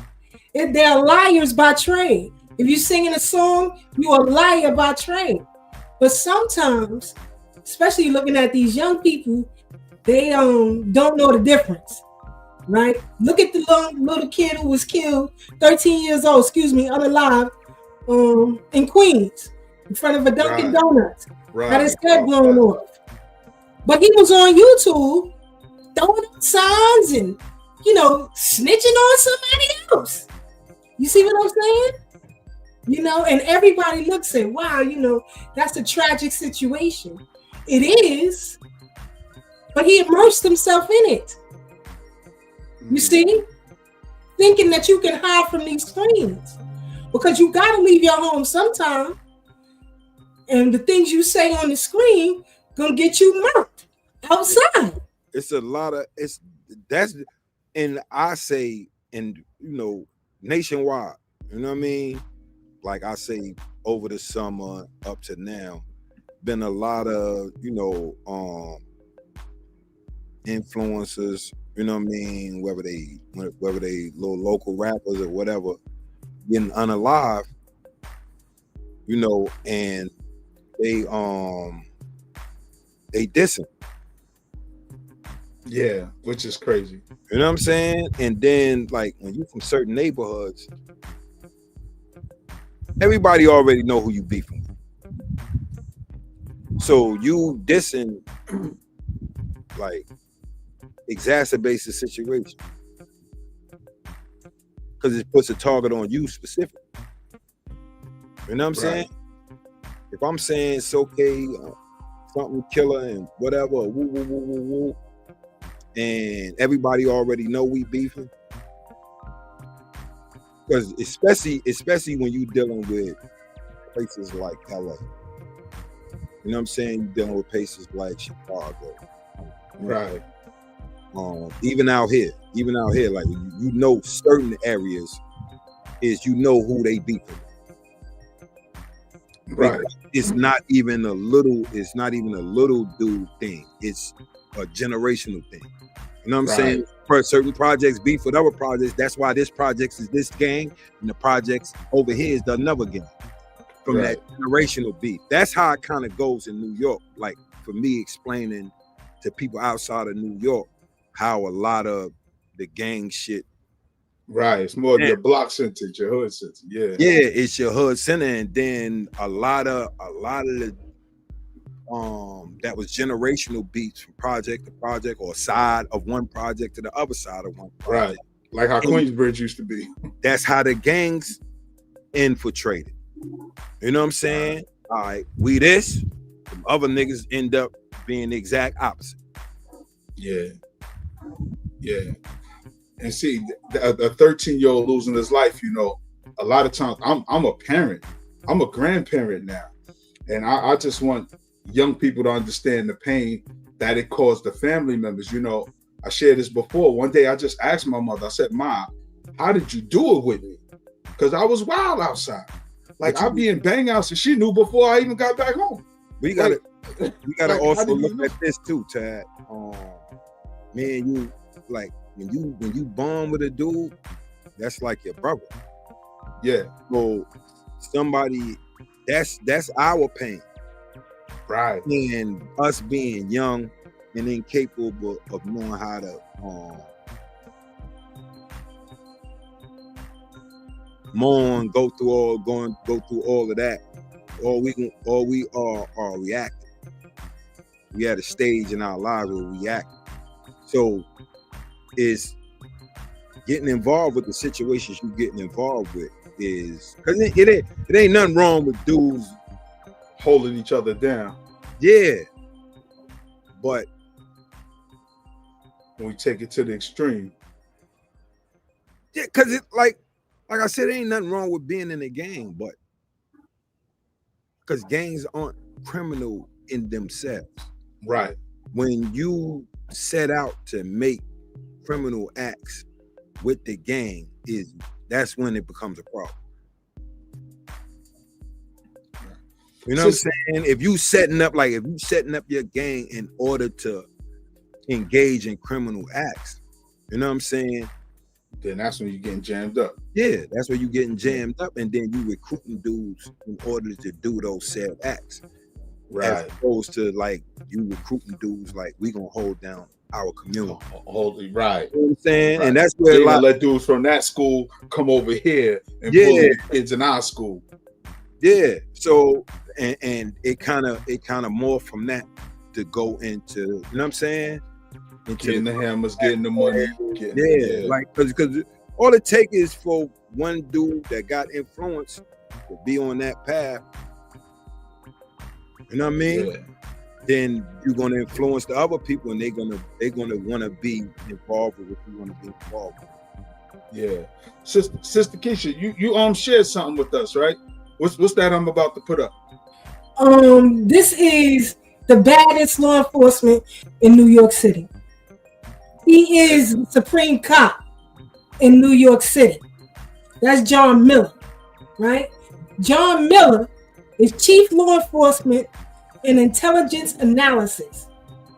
When these guys go on social media platforms and start spewing things, all you're doing is helping law enforcement compile a dossier against the whole entire community. That's what you're doing. And that's why I'm saying some people don't know how to break off from, that lifestyle to being a civilian. You can't muddy the waters, because when you do that, you put the whole community in danger. Not just who you're talking about, but grandmothers and grandfathers, you also put in danger. And that's why they can come up with a scheme like free Wi-Fi for all of NYCHA. While at the same time they're using that Wi-Fi to compile dossiers against everybody. Nobody talks about John Miller, but in your spare time, research about John Miller. He is the supreme law enforcement in the city of New York. Always has been. Always has been. And nobody talk. Listen, forget the commissioner, forget the chief of police, forget the FBI, forget the CIA. It's John Miller. Wow. So with his job, his unit just sit there and just check out people's social media pages and not just that, but not just social analyze media. Any information that come across they table. Anything. So anything they analyze it. When you see these jump outs of ICE in certain communities or certain areas, they already know what's down there. Right? It's all connected to your smartphone. If you don't think that they're monitoring that, then go Google John Miller. If you don't think your cell phones, especially in New York, is being monitored, Google John Miller. If you think I'm playing. Yeah. I like that. YNs don't get that conspiracy. That conspiracy holds more time than the actual crime. Yo. That's a fact. Deletion and conspiracy don't got no statute of limitations. Those joints are hard to beat. And look. No, it depends on conspiracy to do what? Because conspiracy do got a statute of limitation. Right. But like I said, conspiracy to do murder. Yeah, conspiracy to murder doesn't, and murder doesn't. Right. Yeah. It's about to amp up again. Because I know during the past administrations, in cities, not just New York, but around the country, law enforcement has been low, if you will. Kind of quiet. But it's about to amp up again. These jump outs with federal police or ICE, or what you saying or what you think. This is just the beginning. Oh, them ain't no little boys. This is just the beginning. We going back to the old days. So all of these YNs that's out here, and you putting everything up on social media, you waving firearms and all of that on social media. Guess what? They're gonna bust your mama in the head now. They're gonna keep it going, bust your mama in the head. I had to get on. I had to get on my nephew. No, young, and he was outside. I'm glad his little ass working now. You know what I'm saying? Yeah. But but he got a seed too. He got a son. But he was probably like 14, 15. First came home. Yeah, I see you. I see That's you. your man. Yeah. But when I first came home, he with his little homeboys in little dudes was getting Airbnbs and shit like that, shooting their little videos. All of them little rappers, little drill rappers. Right. You know what I mean? He flashed. I said, boy, delete that shit, and if I see that shit again, I'm whooping your ass. Right. Yeah. Well, see, and that's the thing, because a lot of these young dudes don't realize they got those of us as elders who genuinely love them and concerned about them. Because I don't know where they get this thing, nobody care. Well, you got us, like my brother's son, he doing 30. And he was doing 5, and when he was locked up, I was like, yo, when you come home, change your environment, go to VA with your grandmas, come to New York with me, but you can't be where you at. So he's like, nah, Unc, I hear you. You right. Soon as he get out, Gutta like this on Facebook in the car with no shirt, dreads flying, with his man's burning down. I said, he going back. He going back. And a few months later, he gets jammed up. I mean, and you know what my mother said? My mother said, I'm gonna never see my grandson. Say it again. I was doing the same shit before Facebook. You know what I'm saying? You know what I'm saying? So you know how the story going. Yeah, my sister and them telling me, "Oh, come to Michigan." My sister told me, "I'll get you a car." This is my older sister. Rest in peace. Come to Michigan, I'll get you a car. Blah blah blah. All you gotta do is go to school. You smart and da da da. Yeah. I came home, crashed right back to your people. Yeah, crashed right out, nigga. I was on the block. And that's the other side that people don't look at, how the families are harmed by that. You understand what I'm saying? Families are torn apart. You got mothers. Let me tell you something. As a mother, you never, and I want all of y'all to hear me, mothers never stop worrying about their children, no matter how old they are. Our brain literally goes 24/7. So that's why when people say, why she talk so much? Her brain, if she has children, it never shuts off. In fact, you ever seen the movie Claudine with James Earl Jones and Diane Carroll? When they went on their date and they laying in the bed and the phone keeps ringing and her children was calling her. Yeah. And he said, and I quote, if I could shut my brain off for just a few minutes, I will be all right. Yeah. I'm telling you, you are killing your mothers when you keep going back there, because that's a stress level that never goes down. Never goes down. And then you got to think about your children who are out here, your nieces and nephews. That knowledge, that intellect is needed for them. But you're doing what you want to do. And then you got the nerve to write home and say, send me a package. You out your goddamn mind. I can tell people, don't call my black ass. Don't call me. I'm not sending you nothing.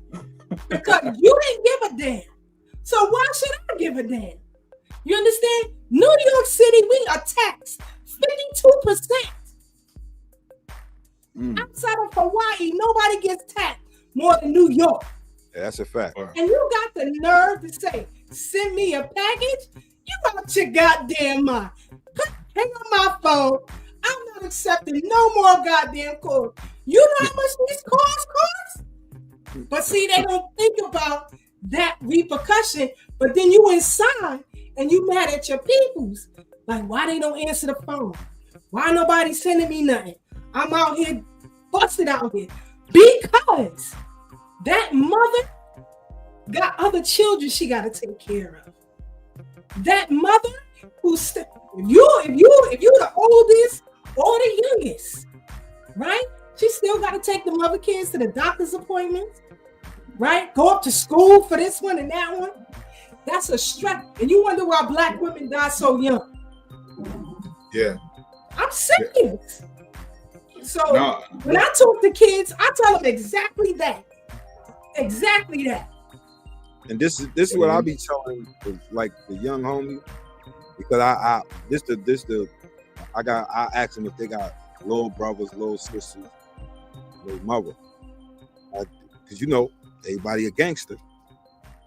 You know what I'm saying? I was like, yo, homie, so when you locked up, who gonna protect your little brother, your little sister, and your mother? Who gonna protect her? Because like I said, you're not dumb. So when you ask them, yo, you believe United States is a white supremacist country? They gonna say, yeah. Man, they know little shit, man, the 13th Amendment. So that boom, once they say that, bow. So now you out here, you leaving all of your family to what these white supremacists want to do. You know what I'm saying? So, like, you're not going to connect with everybody, but I had a few little homeboys that came home. Yo, I'm chilling, me and my girl. I got a car, blah, blah, blah. One of my little homeboys, came home, pulled up on me in Flatbush. know what I'm saying? Like, yo, big homie, yeah, I'm working, me and my little girl, I'm all right. You know what I'm saying? I'm staying away from sucker dudes and boo, boo, boo, boo, boo. I'm telling you, it's a, and then you come out and you say, my sister's a bird. She out here messing with this dude. Where was her protection at? If you her brother and her father ain't here and you ain't here, what you expect to happen? Right. You're too damn mind. Like people, unfortunately, put on rose-colored glasses, as it relates to that prison situation. Look at any bus that's going to upstate New York. It's filled with women and children. Then she got to come back home from a 7-hour trip to go see you, come back home, prepare dinner for these kids, get them ready for school the next day. Are you out your goddamn mind? I used to tell people, don't call my number.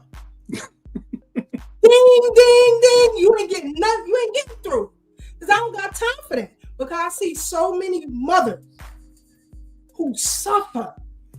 I'm telling you, they never stop working. Even if your mother curse you out, even if she ain't the best mother in the world, that connection, it never shuts off. You never stop worrying. And then the biggest killer, the biggest trap of disease is stress. Yeah. Well, now you put her through that much stress, right? Come on. Listen, we got to grow up. Life ain't easy. This is not a game. You got to get out here and get it how you get it. But if you do, remember what the repercussions are. Don't put pressure on your peoples to send you a package, to come and see you. Real life is still happening while you sit behind that wall. It doesn't stop because you on pause. They not on pause. You see what I'm saying? And I pray that these young dudes and females, because they worse. Yeah, little sisters, no. God. These girls is worse. You see little what I'm sisters, saying? too. Because I'm telling you, and I want my brothers to hear me on this. Down by Atlantic. The first love that a girl has is her father. If your father is not there, never has been there, she gonna seek it elsewhere. And if she can't get it elsewhere, she gonna drive herself crazy. She gonna drive herself crazy and put herself out there. She'll be sleeping with any and everybody.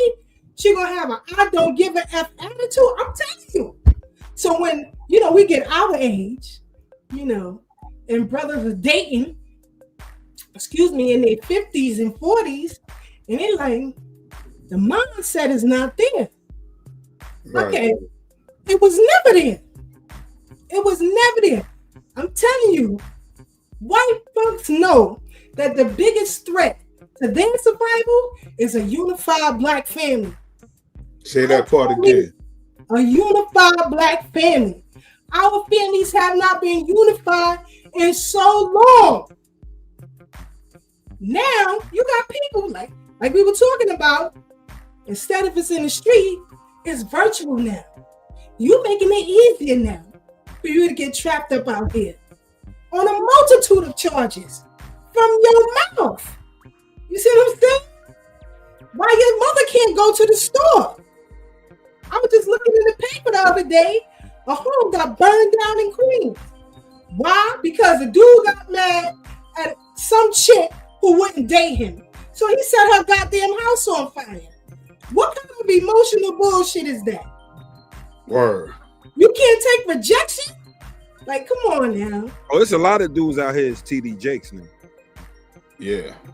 If people don't know what TD Jakes is, that's Tinder dick. Yeah, that is crazy. And it is important. Go to your man, New York. Yeah, live action skeleton. New York better be glad you could take a joke. Because he be going there. But nah, sis, you're 100% right. And that's why you gotta send me a picture of you so I can get my shit back off. You ain't gonna be you can't keep this one-sided, my nigga. Word, so you can crack on him, right? All day. Send me a picture. Loaded with jokes. Send me a picture so I can get my shit back off. You just getting your shit off all day. I'm glad you're here though, my nigga. Word.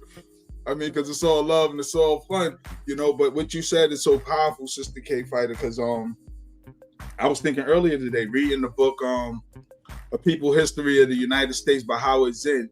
There's a chapter where he talks about slavery, and he talks about the greatest threat was the unified family. He talked about that in that book, and we know in a whole bunch of other books, but I was just thinking about that earlier, because one of the reasons we do this platform is to put the family together, but from our expertise of being men out in the streets, because people keep saying the men are absent, but we in our children's lives, we in our grandchildren's lives, and we're in the community. And the one thing we do have to offer is these jewels, our expertise. How did we survive? Because all of us got friends who just ain't make it. Just didn't make it this far. You know what I'm saying? Yeah, we lost childhood friends during our childhood. Niggas so like New York said, like we was talking about losing friends at 13 and 14 and 15. Like, yeah, that's basically our experience. Yeah. You know what I'm saying? Yeah. Where we know dudes we went to school with. Bro, I seen niggas stabbed to death in the hallway in school. Wow. People ain't intending this, you know, that was gonna happen, but shit. And that's how quick it happens and how easy it happens. He didn't die on the scene, but he ended up passing away. You know what I'm saying? Because of that, yeah. And you know, Gutta, that's why I salute all the dudes who try to do right. You know what I'm saying? Like dudes who come home and try to use their voice, try to use that experience. Like you know what I'm saying? You done did it enough time for all of us. And you came home like, yo, boom, boom, boom. Let me impart this knowledge on you. Because that's what's needed. Because I've seen grown men say, man, you can't tell these little niggas nothing. Yeah. I remember somebody asked me, why you always talking to these little dudes? They don't listen. I said, no, they don't listen to y'all because y'all play with them too much. I said, with me and them, there's a mutual respect that I have for them. Or they scared of. Yeah, that part. And I think it's more so the scared. Like young homies know. Because like everybody know I've been the grouchy old man. So I'm gonna always gonna let you have it. Man, ain't nobody trying to hear that shit. Hey, bro, what the fuck is you talking about? You know what I'm saying? That always been me. You know what I'm saying? Right. So the younger homies in the community, they know that been me. You know what I'm saying? So they like, man, that's just Gutta. That's just how Gutta is. Feel free to come ask me advice as well. Okay, yeah. You know what I'm saying? I think talking about the grumpy part. Prospect Heights. When you went to Prospect Heights, you probably know me then. Jefferson too. Jefferson. Nah, I ain't going to Prospect Heights. You gotta remember, I came back from Mississippi. So I only came back for high school. I only came back in the 10th grade. Came back in the 10th grade. And I was definitely in Sarah J. That's when they kicked me out of art and design. It's like, you gotta go to your zone school. You out of here, buddy. You know, and see, that's the thing, because we've been through all of that, so we can share these experiences with the young people, because the young people can't connect with people with suits and ties who are coming them on a professional level, and the young people feel you don't got no connection. You're not from where I'm from, so we gonna talk a different language. But this is why I think we got a problem, because they do connect to certain celebrities. Right. And them niggas is weirdos. Yeah, a lot of them are. Weirdos and dummies and like, so, you know, that is a problem on the internet. Yeah. But to go back to what Sister Key said. And Sister Key said, yo, if you're an entertainer, you a liar by trade. So you're not gonna keep it real. It's very few. Because I'm not gonna lie, as much as we crack on Fat Joe and stuff like that, I ain't gonna front. I remember him sitting Tekashi down, giving him the real. I remember Gillo and Wiley talking to King Von and them, giving them the real. You know what I'm saying? And I salute that, and like, I ain't jealous of no man. So I celebrate when somebody doing something I would do if I was in a position. Because right before Tekashi got jammed up, I remember Fat Joe was telling them, be mindful of your people. A few people, because you know how he was reckless. Like, they was more speaking out of, bro, you reckless out of your mouth. Right. And it's going to be consequences to that. It's going to be consequences to you telling dudes to suck their dick and stuff like that. And when it comes down to it, it's going to be, you're going to be forced to make a decision of am I gonna act out the persona that I didn't created, or I'm gonna do what he eventually did, be himself, and pointed them dudes out. Yeah, and you know, I didn't trust him from the beginning because he had the rainbow hit. Well, you know what I'm saying? I mean, you know, most of the dudes that have been outside, like, we saw through that anyway. Yeah, that's nice because I don't trust no Baba Louie. it's like this. I'm gonna keep it real with you. Is like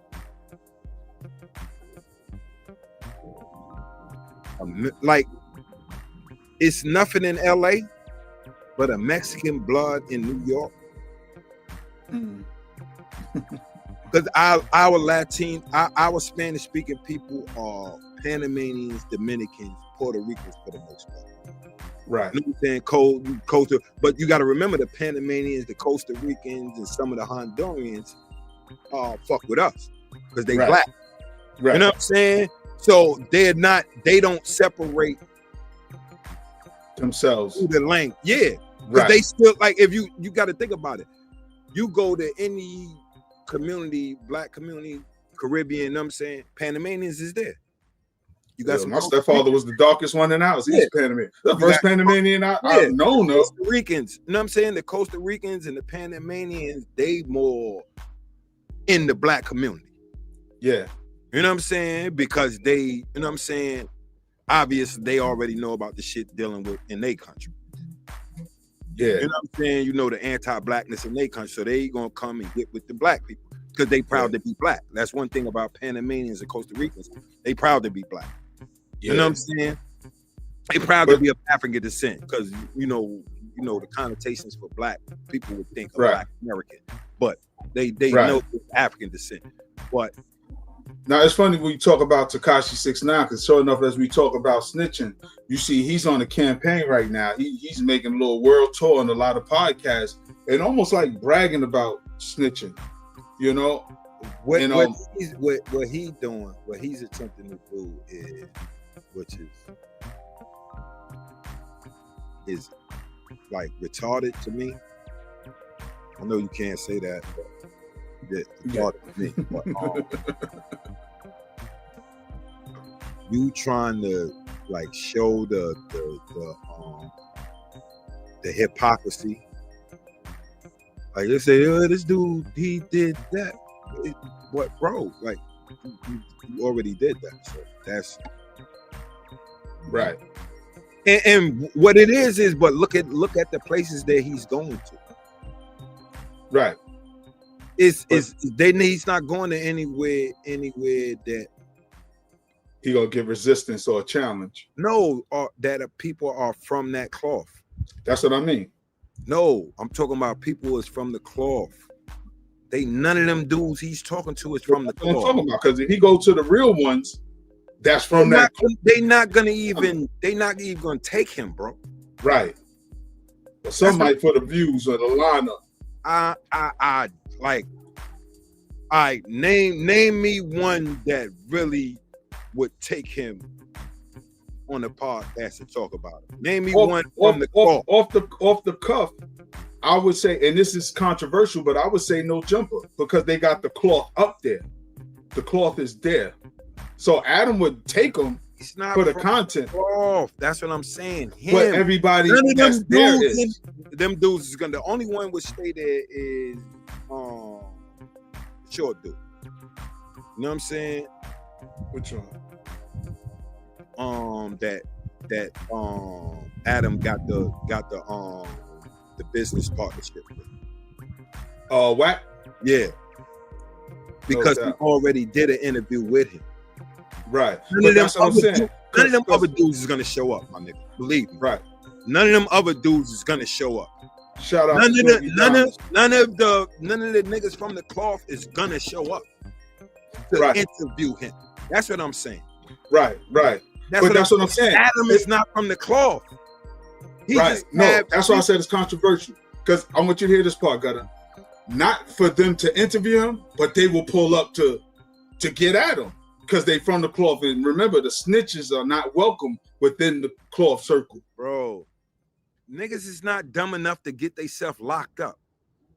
Like that would be that. Nah, they got cases up there when they plucked when the boy plucked the 2 dudes out that came up there to talk to Wack, and they plucked them out on camera, stripped them. And where's he at now? And where is he at now? But it was stupid to do. No, I agree with that part, but you can't say they won't do it. These dudes, he wasn't like, from what I'm hearing, he's not really from the cloth. Right, but you see what I'm saying? All of them act like they from the cloth. Yeah, from the cloth. You can't confuse dudes from being from the streets being from the cloth. No, they all. But every street dude say he from the cloth. No, I hear what you're saying, Gutta. You're not. So what part am I missing? You're missing. You're saying that a dude from the cloth would be up there to do something to 6ix9ine. All right, stop right there. A dude saying he's from the cloth, and since I'm on this coast, I don't know every dude resume, but every dude think he from the cloth in the street. Attention is currency. But I'm talking about. I'm going for the authentic dudes. That's what I'm saying. Right. I'm not okay. talking about all the other. I'm not talking about all the other dudes because, bro, you're gonna get something from your hood. Your hood is gonna be on your neck, my nigga. So, what from who? For Tekashi? No, for dudes coming up there, even entertaining that, my nigga. That's why I said unless they just want to crash out. Adam would do it. Right. And he would have the dudes that's why he would have the dudes like the civilian dudes talk to him. Or Wack, because Wack has already interviewed him. None of them other dudes is gonna they're not gonna even allow it.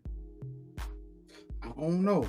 That's a tough one. We'll have to see. No, I'm not talking about the dudes. I'm talking about, you got to remember, this is a business. I'm talking about a business. If he allows people to know cuz is coming up to the spot, now he's liable. Right. You see what I'm saying? So it's gonna be a business decision. You gotta remember when it was a few incidents that they had where dudes came up to the spot and then people got called. Yeah. But then some people got shipped off to the hospital too. That's what I'm saying. It's a touch and go situation because what he's doing is dangerous. And somebody's like, it could be the janitor just tell somebody like, yo, they got him scheduled. Because he's making his rounds. And I don't want to lose focus on how he's being, because the point I was trying to make is how he's being rewarded for snitching. Because I agree with you, these people are civilians. But and the reason why I brought up Adam, because I will always look at Adam as a civilian, but he got real hitters around him. He got real fighters. He got real dudes around him. So I never say Adam is from the cloth, but I'm saying the people he associate with, surround himself with.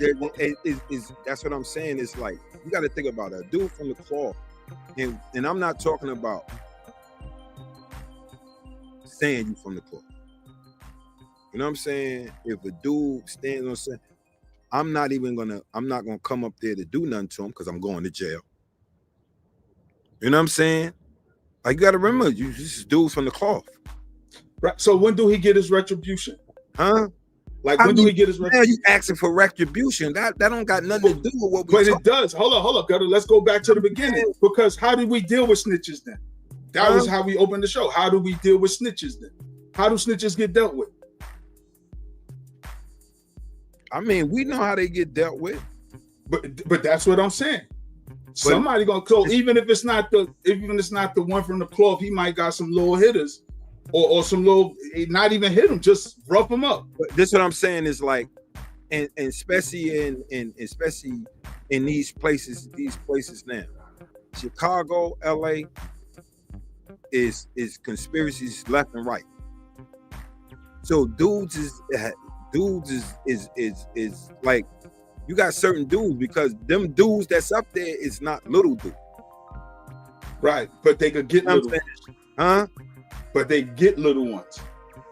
Earn your stripes, crash out. You know, that's what I see, because then it comes to why snitching is so, why everybody doing it, because there is no consequences. Because how do we deal with snitches? They got to get dealt with. Like, I mean, but and granted, there's conspiracies going on, but that still don't stop nobody from getting active. But it's always them. They always been around. Right. Like we motherfuckers is running around when we was little. That was out there. That was hot as fuck. Yeah, some got dealt with, some didn't. That's what I'm saying. But I'm just saying, like, some get dealt with, some don't. It's like, bro, you like it's like famous rats. That's the hardest thing. Yeah. yo, Sammy the Bull came to mind as soon as you said that. Shout out to him. That's the hardest thing, bro. He will put somebody down. You know what I'm saying? He'll put somebody down. No, like. You think it would be hard to touch him? Oh, not Sammy. I'm talking about the Rainbow Boy. Not really hard if dudes really invest in what. That's what I'm saying. Is like, if you from the cloth, what do you get out of it?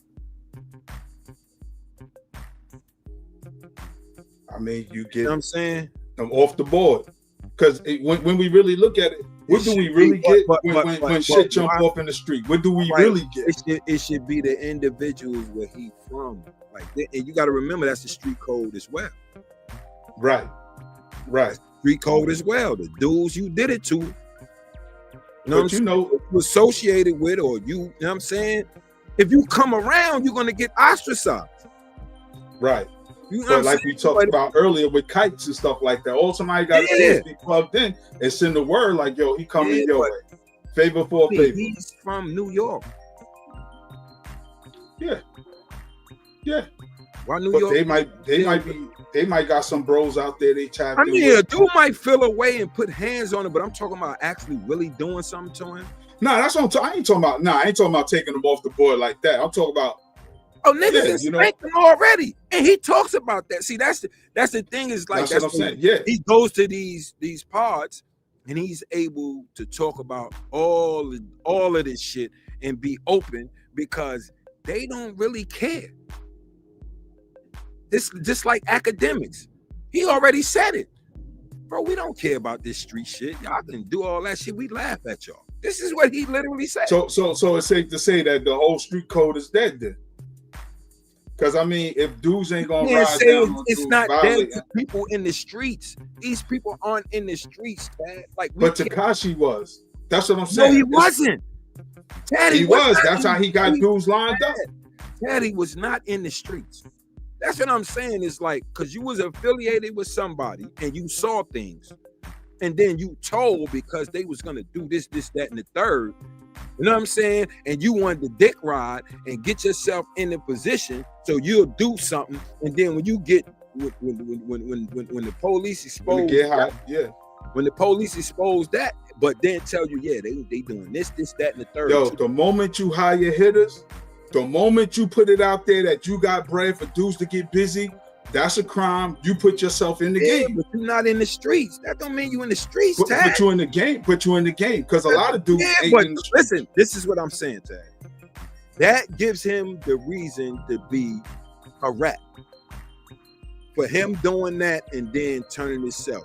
But we all knew, like everybody that was outside knew for fact he's not outside. Right. And that was day back. No, I agree with that part, Gutta, because I to keep it 1,000, we know mad dudes, they might be outside right now who ain't about that life. They just outside. They around it. Yeah. They may support it. They might be the getaway driver. They might be the lookout. But not even that. They just around and they support all the bullshit, but they ain't doing nothing. So the Barclay. There's a million dudes that be around. Yeah, that nigga need to get dealt with. Bye. He's not gonna never do anything. Well, we'll see. You see what I'm saying? No. I hear your point. I hear your point. We've been in the streets, Dad. You know what I'm saying? Yeah. So we gotta give the information as it really is. You know what I'm saying? A lot of the people that we dealt with was a lot of the people that we grew up and came around with was just like him. A lot of them. I agree. Like him.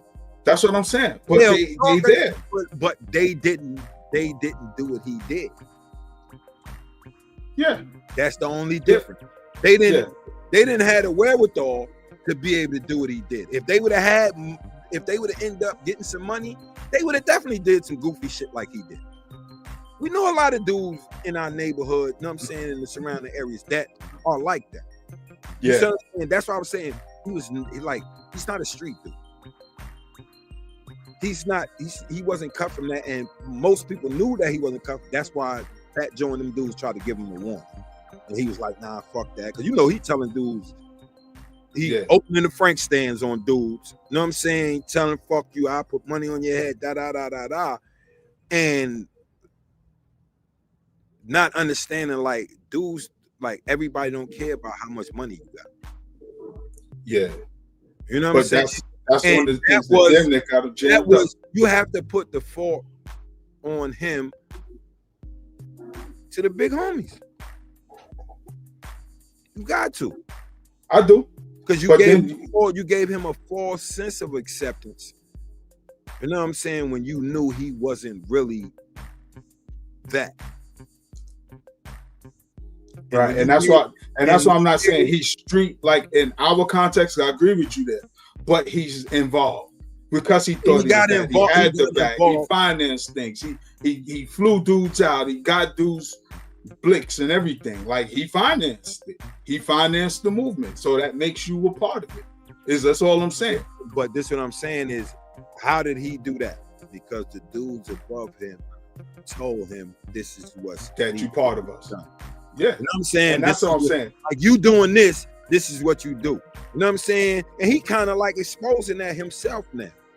Right. You see what I'm saying? Right. And that's why I was like, from the gate, when I saw him with the rainbow, because I don't know no real ones that's getting rainbow. That's what I'm saying. You can't give him an excuse. Like, people try to give him an excuse. No, I'm not giving him no, not New York, you. Right? You talk about New York, right? No, not even New York. Oh. What I'm just saying is you have people his fans and stuff, because he still had a joint that sold over 1 million records. You know what I'm saying?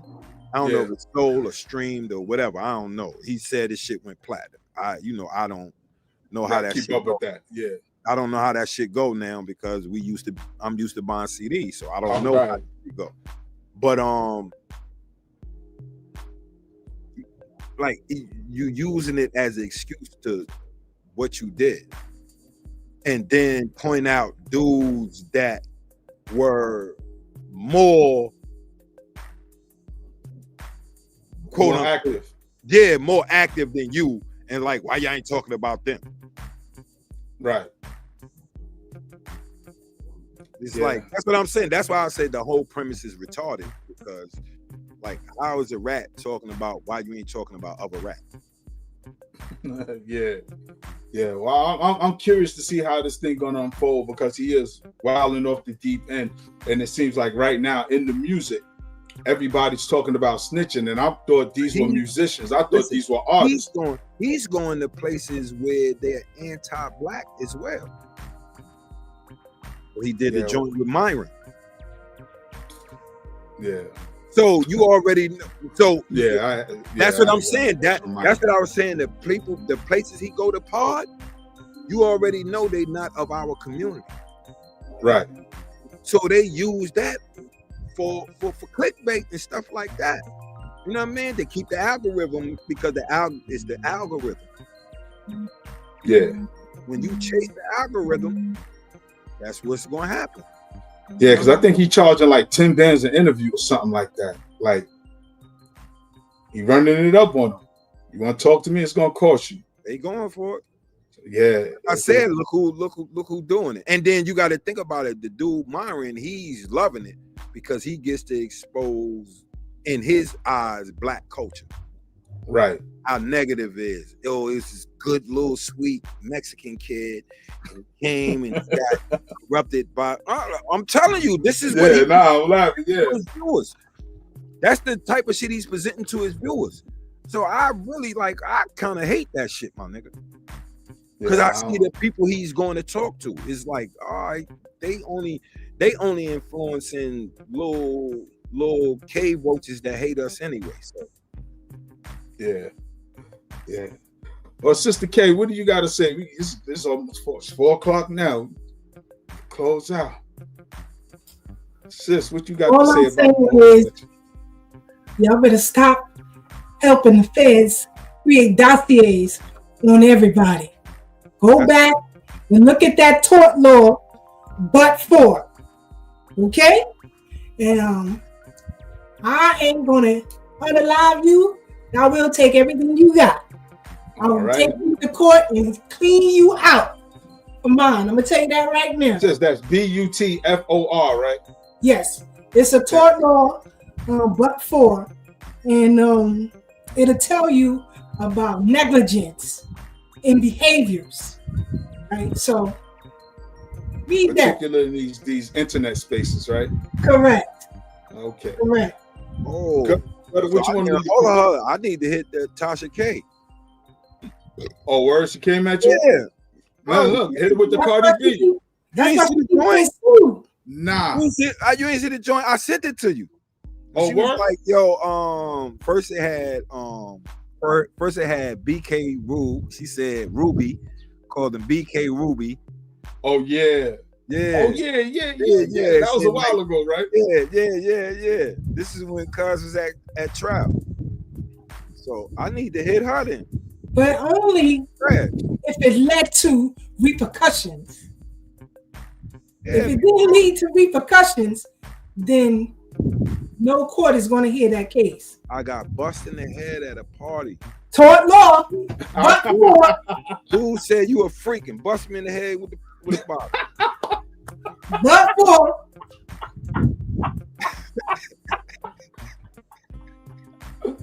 Woo!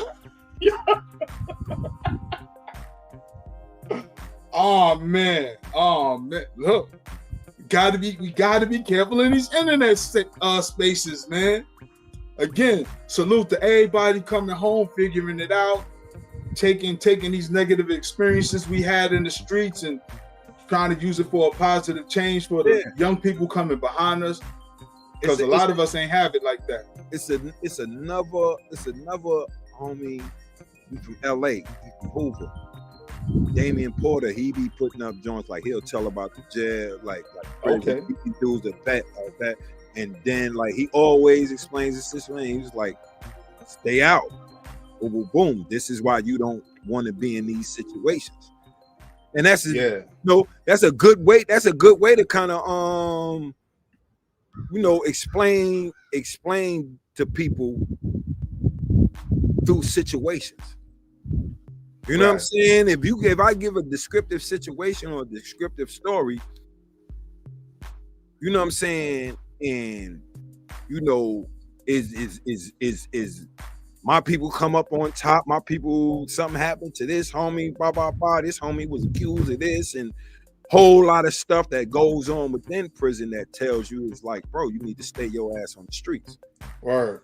So him, shout out to him and all the other dudes that do that type of stuff. Yeah. I mean, shout out to Zeke Black and Feed the Wolves, because he always say, man, get a legal job. You're like, man, get a legal job. Stay out the streets. Because that's a fact, man. Yeah, I mean, first of all, I don't, if dudes think they making millions like the 80s. It's a wrap. It's a wrap. Look, dudes getting caught with big bricks and coming home, man. I don't know no more. Yeah, well. I don't know no more. Yeah. I don't know no more. That's why I stay on the sidewalk now. I'm retired, man. Good. I always tell people I don't dye my grays because I earned these. Yeah, that's a fact. I work very hard for my joints. I earned these, man. I'm glad to be an old timer. I'm glad to be an OG. Play with the grandbabies, go on vacations, and go to the park, little Disney movies, all that. Yeah, we enjoying this, man. I ain't got nothing to prove to nobody no more. Dudes want to argue, you got it. You want to fight, You got it. I don't want no problems no more. So I don't want to get hurt, and I don't want to go back. Know. It depends on it. I ain't gonna lie. Get too spicy. Get too spicy. Hands might have to be thrown. Like that's why I got big hands. You know what I'm saying? I was on my way to the airport a couple of weeks ago and got into it at Nostrand Avenue train station. I was like, you know what, brother? Because I wanted to Gutta, but I'm like, yo, I'm gonna get locked up and miss my flight. Yo, bro, I'm waiting on the bus. This is like last week. I'm waiting on the bus. Little dusty dude. Like you could tell he was homeless. It's always dusties. K2, probably K2'd out, or you know what I'm saying? He passed by me. Mind you, he got on slippers.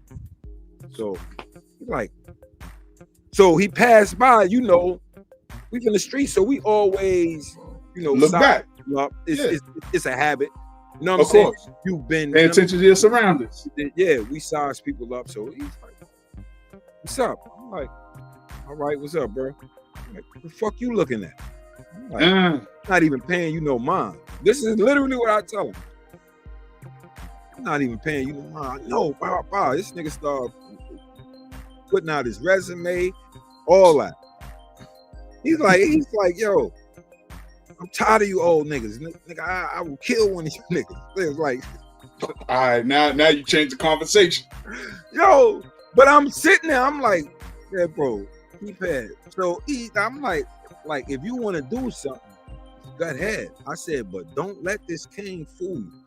I'm gonna work you, little nigga. Because he's literally a little dusty. He's a grown man, but he's literally he's small, he's smaller. Right. You know what I'm saying? And he's like I said, he got on slides, my nigga. Malnutrition. Right. He ain't got no traction. Nothing. You got on slides and a overcoat, and like he was getting aggressive, and the bus passed by. I said, I see he ain't come back though. Like I would have killed that little nigga out here. And you know what, Gutta? People don't know we had issues with real ones, with real hitters, dudes who was really about that life. These little dusty, because I swear, dude was dusty too. I'm like, yo, it's the mental health crisis that's going on. That's what it was. That's when I knew what it was, because he just tweaked. When he said, "What's up?" I'm like, all right, bro. Then he took a couple more steps, but I'm looking at him because you know it's like nighttime. Right. Remember, I'm on a cane, my nigga. Right. So I really got to pay attention to my surroundings. Yeah. Dude was definitely malnutrition. That's a fact. He was malnutrition. Yo, bro. And I was like, yo, I will beat you to death out here, little dude. Yeah. Right on Alabama and Fulton. You know, with with the 25 and all that. The last stop with the 25. I'm getting on the 20. You know what I'm saying? So dude passed by. You know, I think it's a shelter around there too. Because it'd be a few, you know, mentally challenged people around there, and they getting high and all that. You know what I'm saying? Yeah, I just feel bad for a lot of these dudes, Gutta, and that's why I'm like, yo, we got to think for them, because they don't know dudes like you and I. We gonna go all the way. We ain't gonna play with nobody. Yeah, I'm gonna, bro. And he didn't realize, like, when I was like, yo, bro, I will beat you to death. Like, bro, like I will literally beat you to death out here, my nigga. Yeah, literally, yo. Because all I'm thinking, your head I know hitting once that nigga, pavement like, a few he was times. like, I will kill when you lucky I ain't got my burn. I would have smoked you. He said that? Yeah. Last dude that told me his son was outside, I knocked his head off his shoulder. He told me. I'm laughing, but I'm fully on point, but I'm laughing. I'm like, shorty, you don't know. If I had my burner, nigga, and you just said that, you'd have got your dumb ass smoked. You know what I'm saying? But you know, like I said, I knew it was all what it was. Yeah, I knew he had mental health issues. That's why I just I warned him. Like I made sure I gave him a clear warning. Like, shorty, I will beat you to death.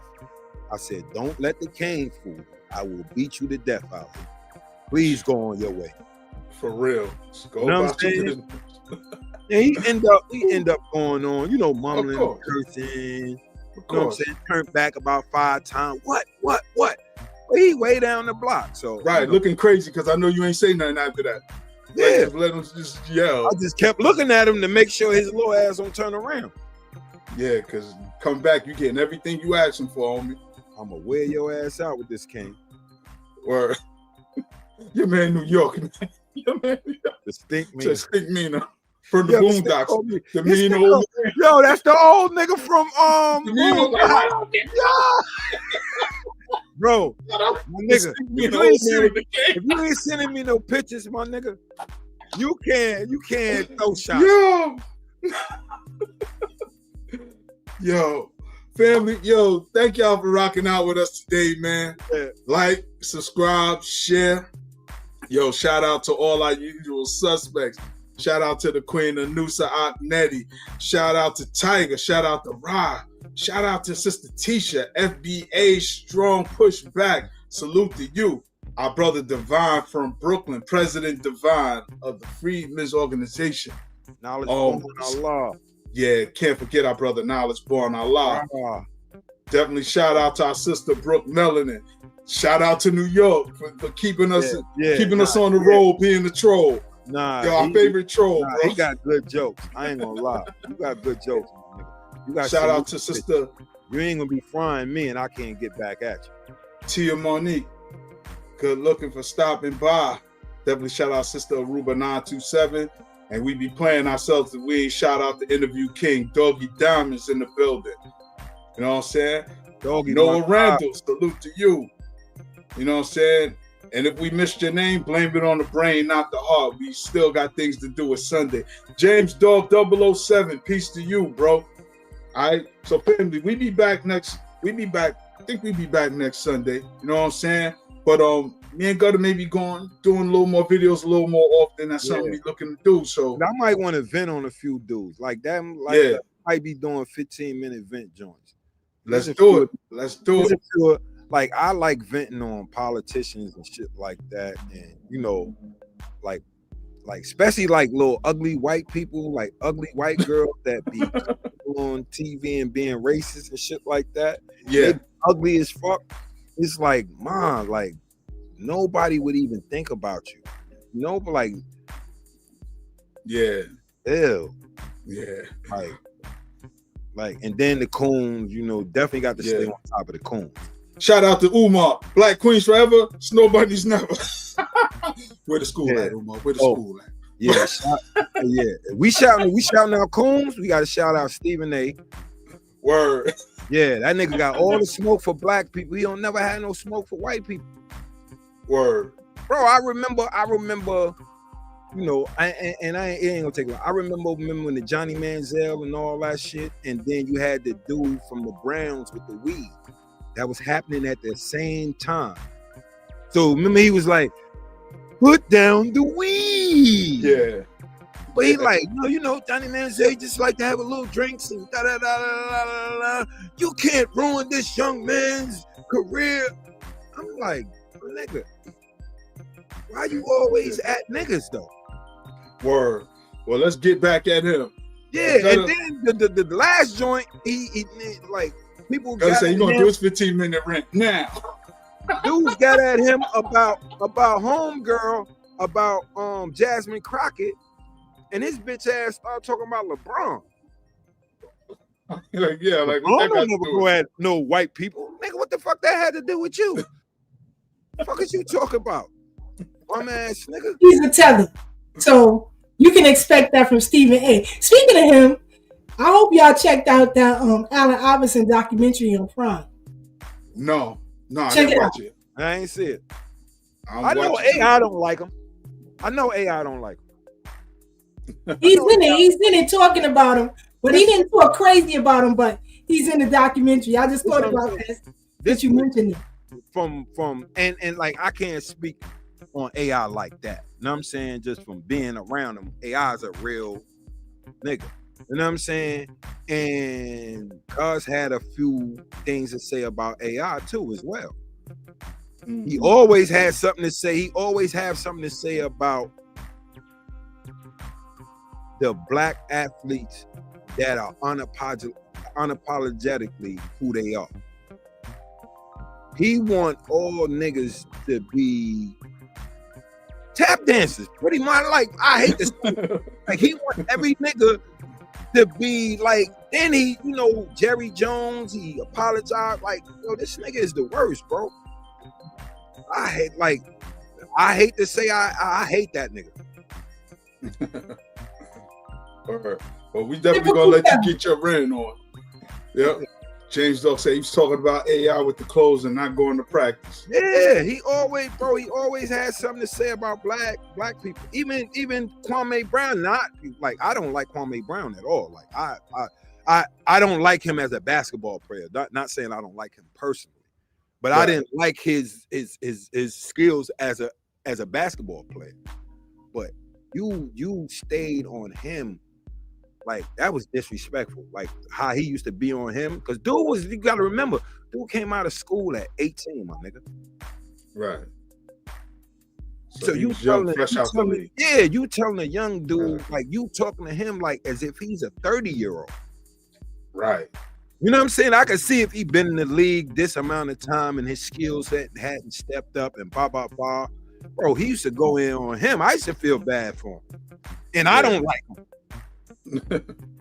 Cause I like anybody that know me know I hated Kwame Brown. You know what I'm saying? Not like as a player, not as a person. You know what I'm saying? It's like, yo, this nigga little ass hands, he can't hold on to the ball. You give him a pass, he ain't. You know what I'm saying? But you know, I'm a basketball enthusiast because I played basketball. You know what I'm saying? Right. So, the way he came at him, like, come on, my nigga. Yeah. Well, fam, look for Gutta's rent sometime in the middle of the week. We definitely gonna make this happen. Yeah. And we want to thank y'all for rocking out with us. We catch y'all back next week. Y'all stay up, stay blessed, stay true. Oh, hey. Hold up. Before we go, please check out Sister Key Fighter. Every Thursday, 8 p.m., Thorough Black Talk. Every Thursday, put it on your calendar, put it on your alarm in your phone, 8 o'clock, every Thursday, Thorough Black Talk Worldview. Check it out. Go watch some old clips. All right? Y'all stay up, stay blessed, stay true. Peace. Write it down. I don't give a fuck. Peace, family.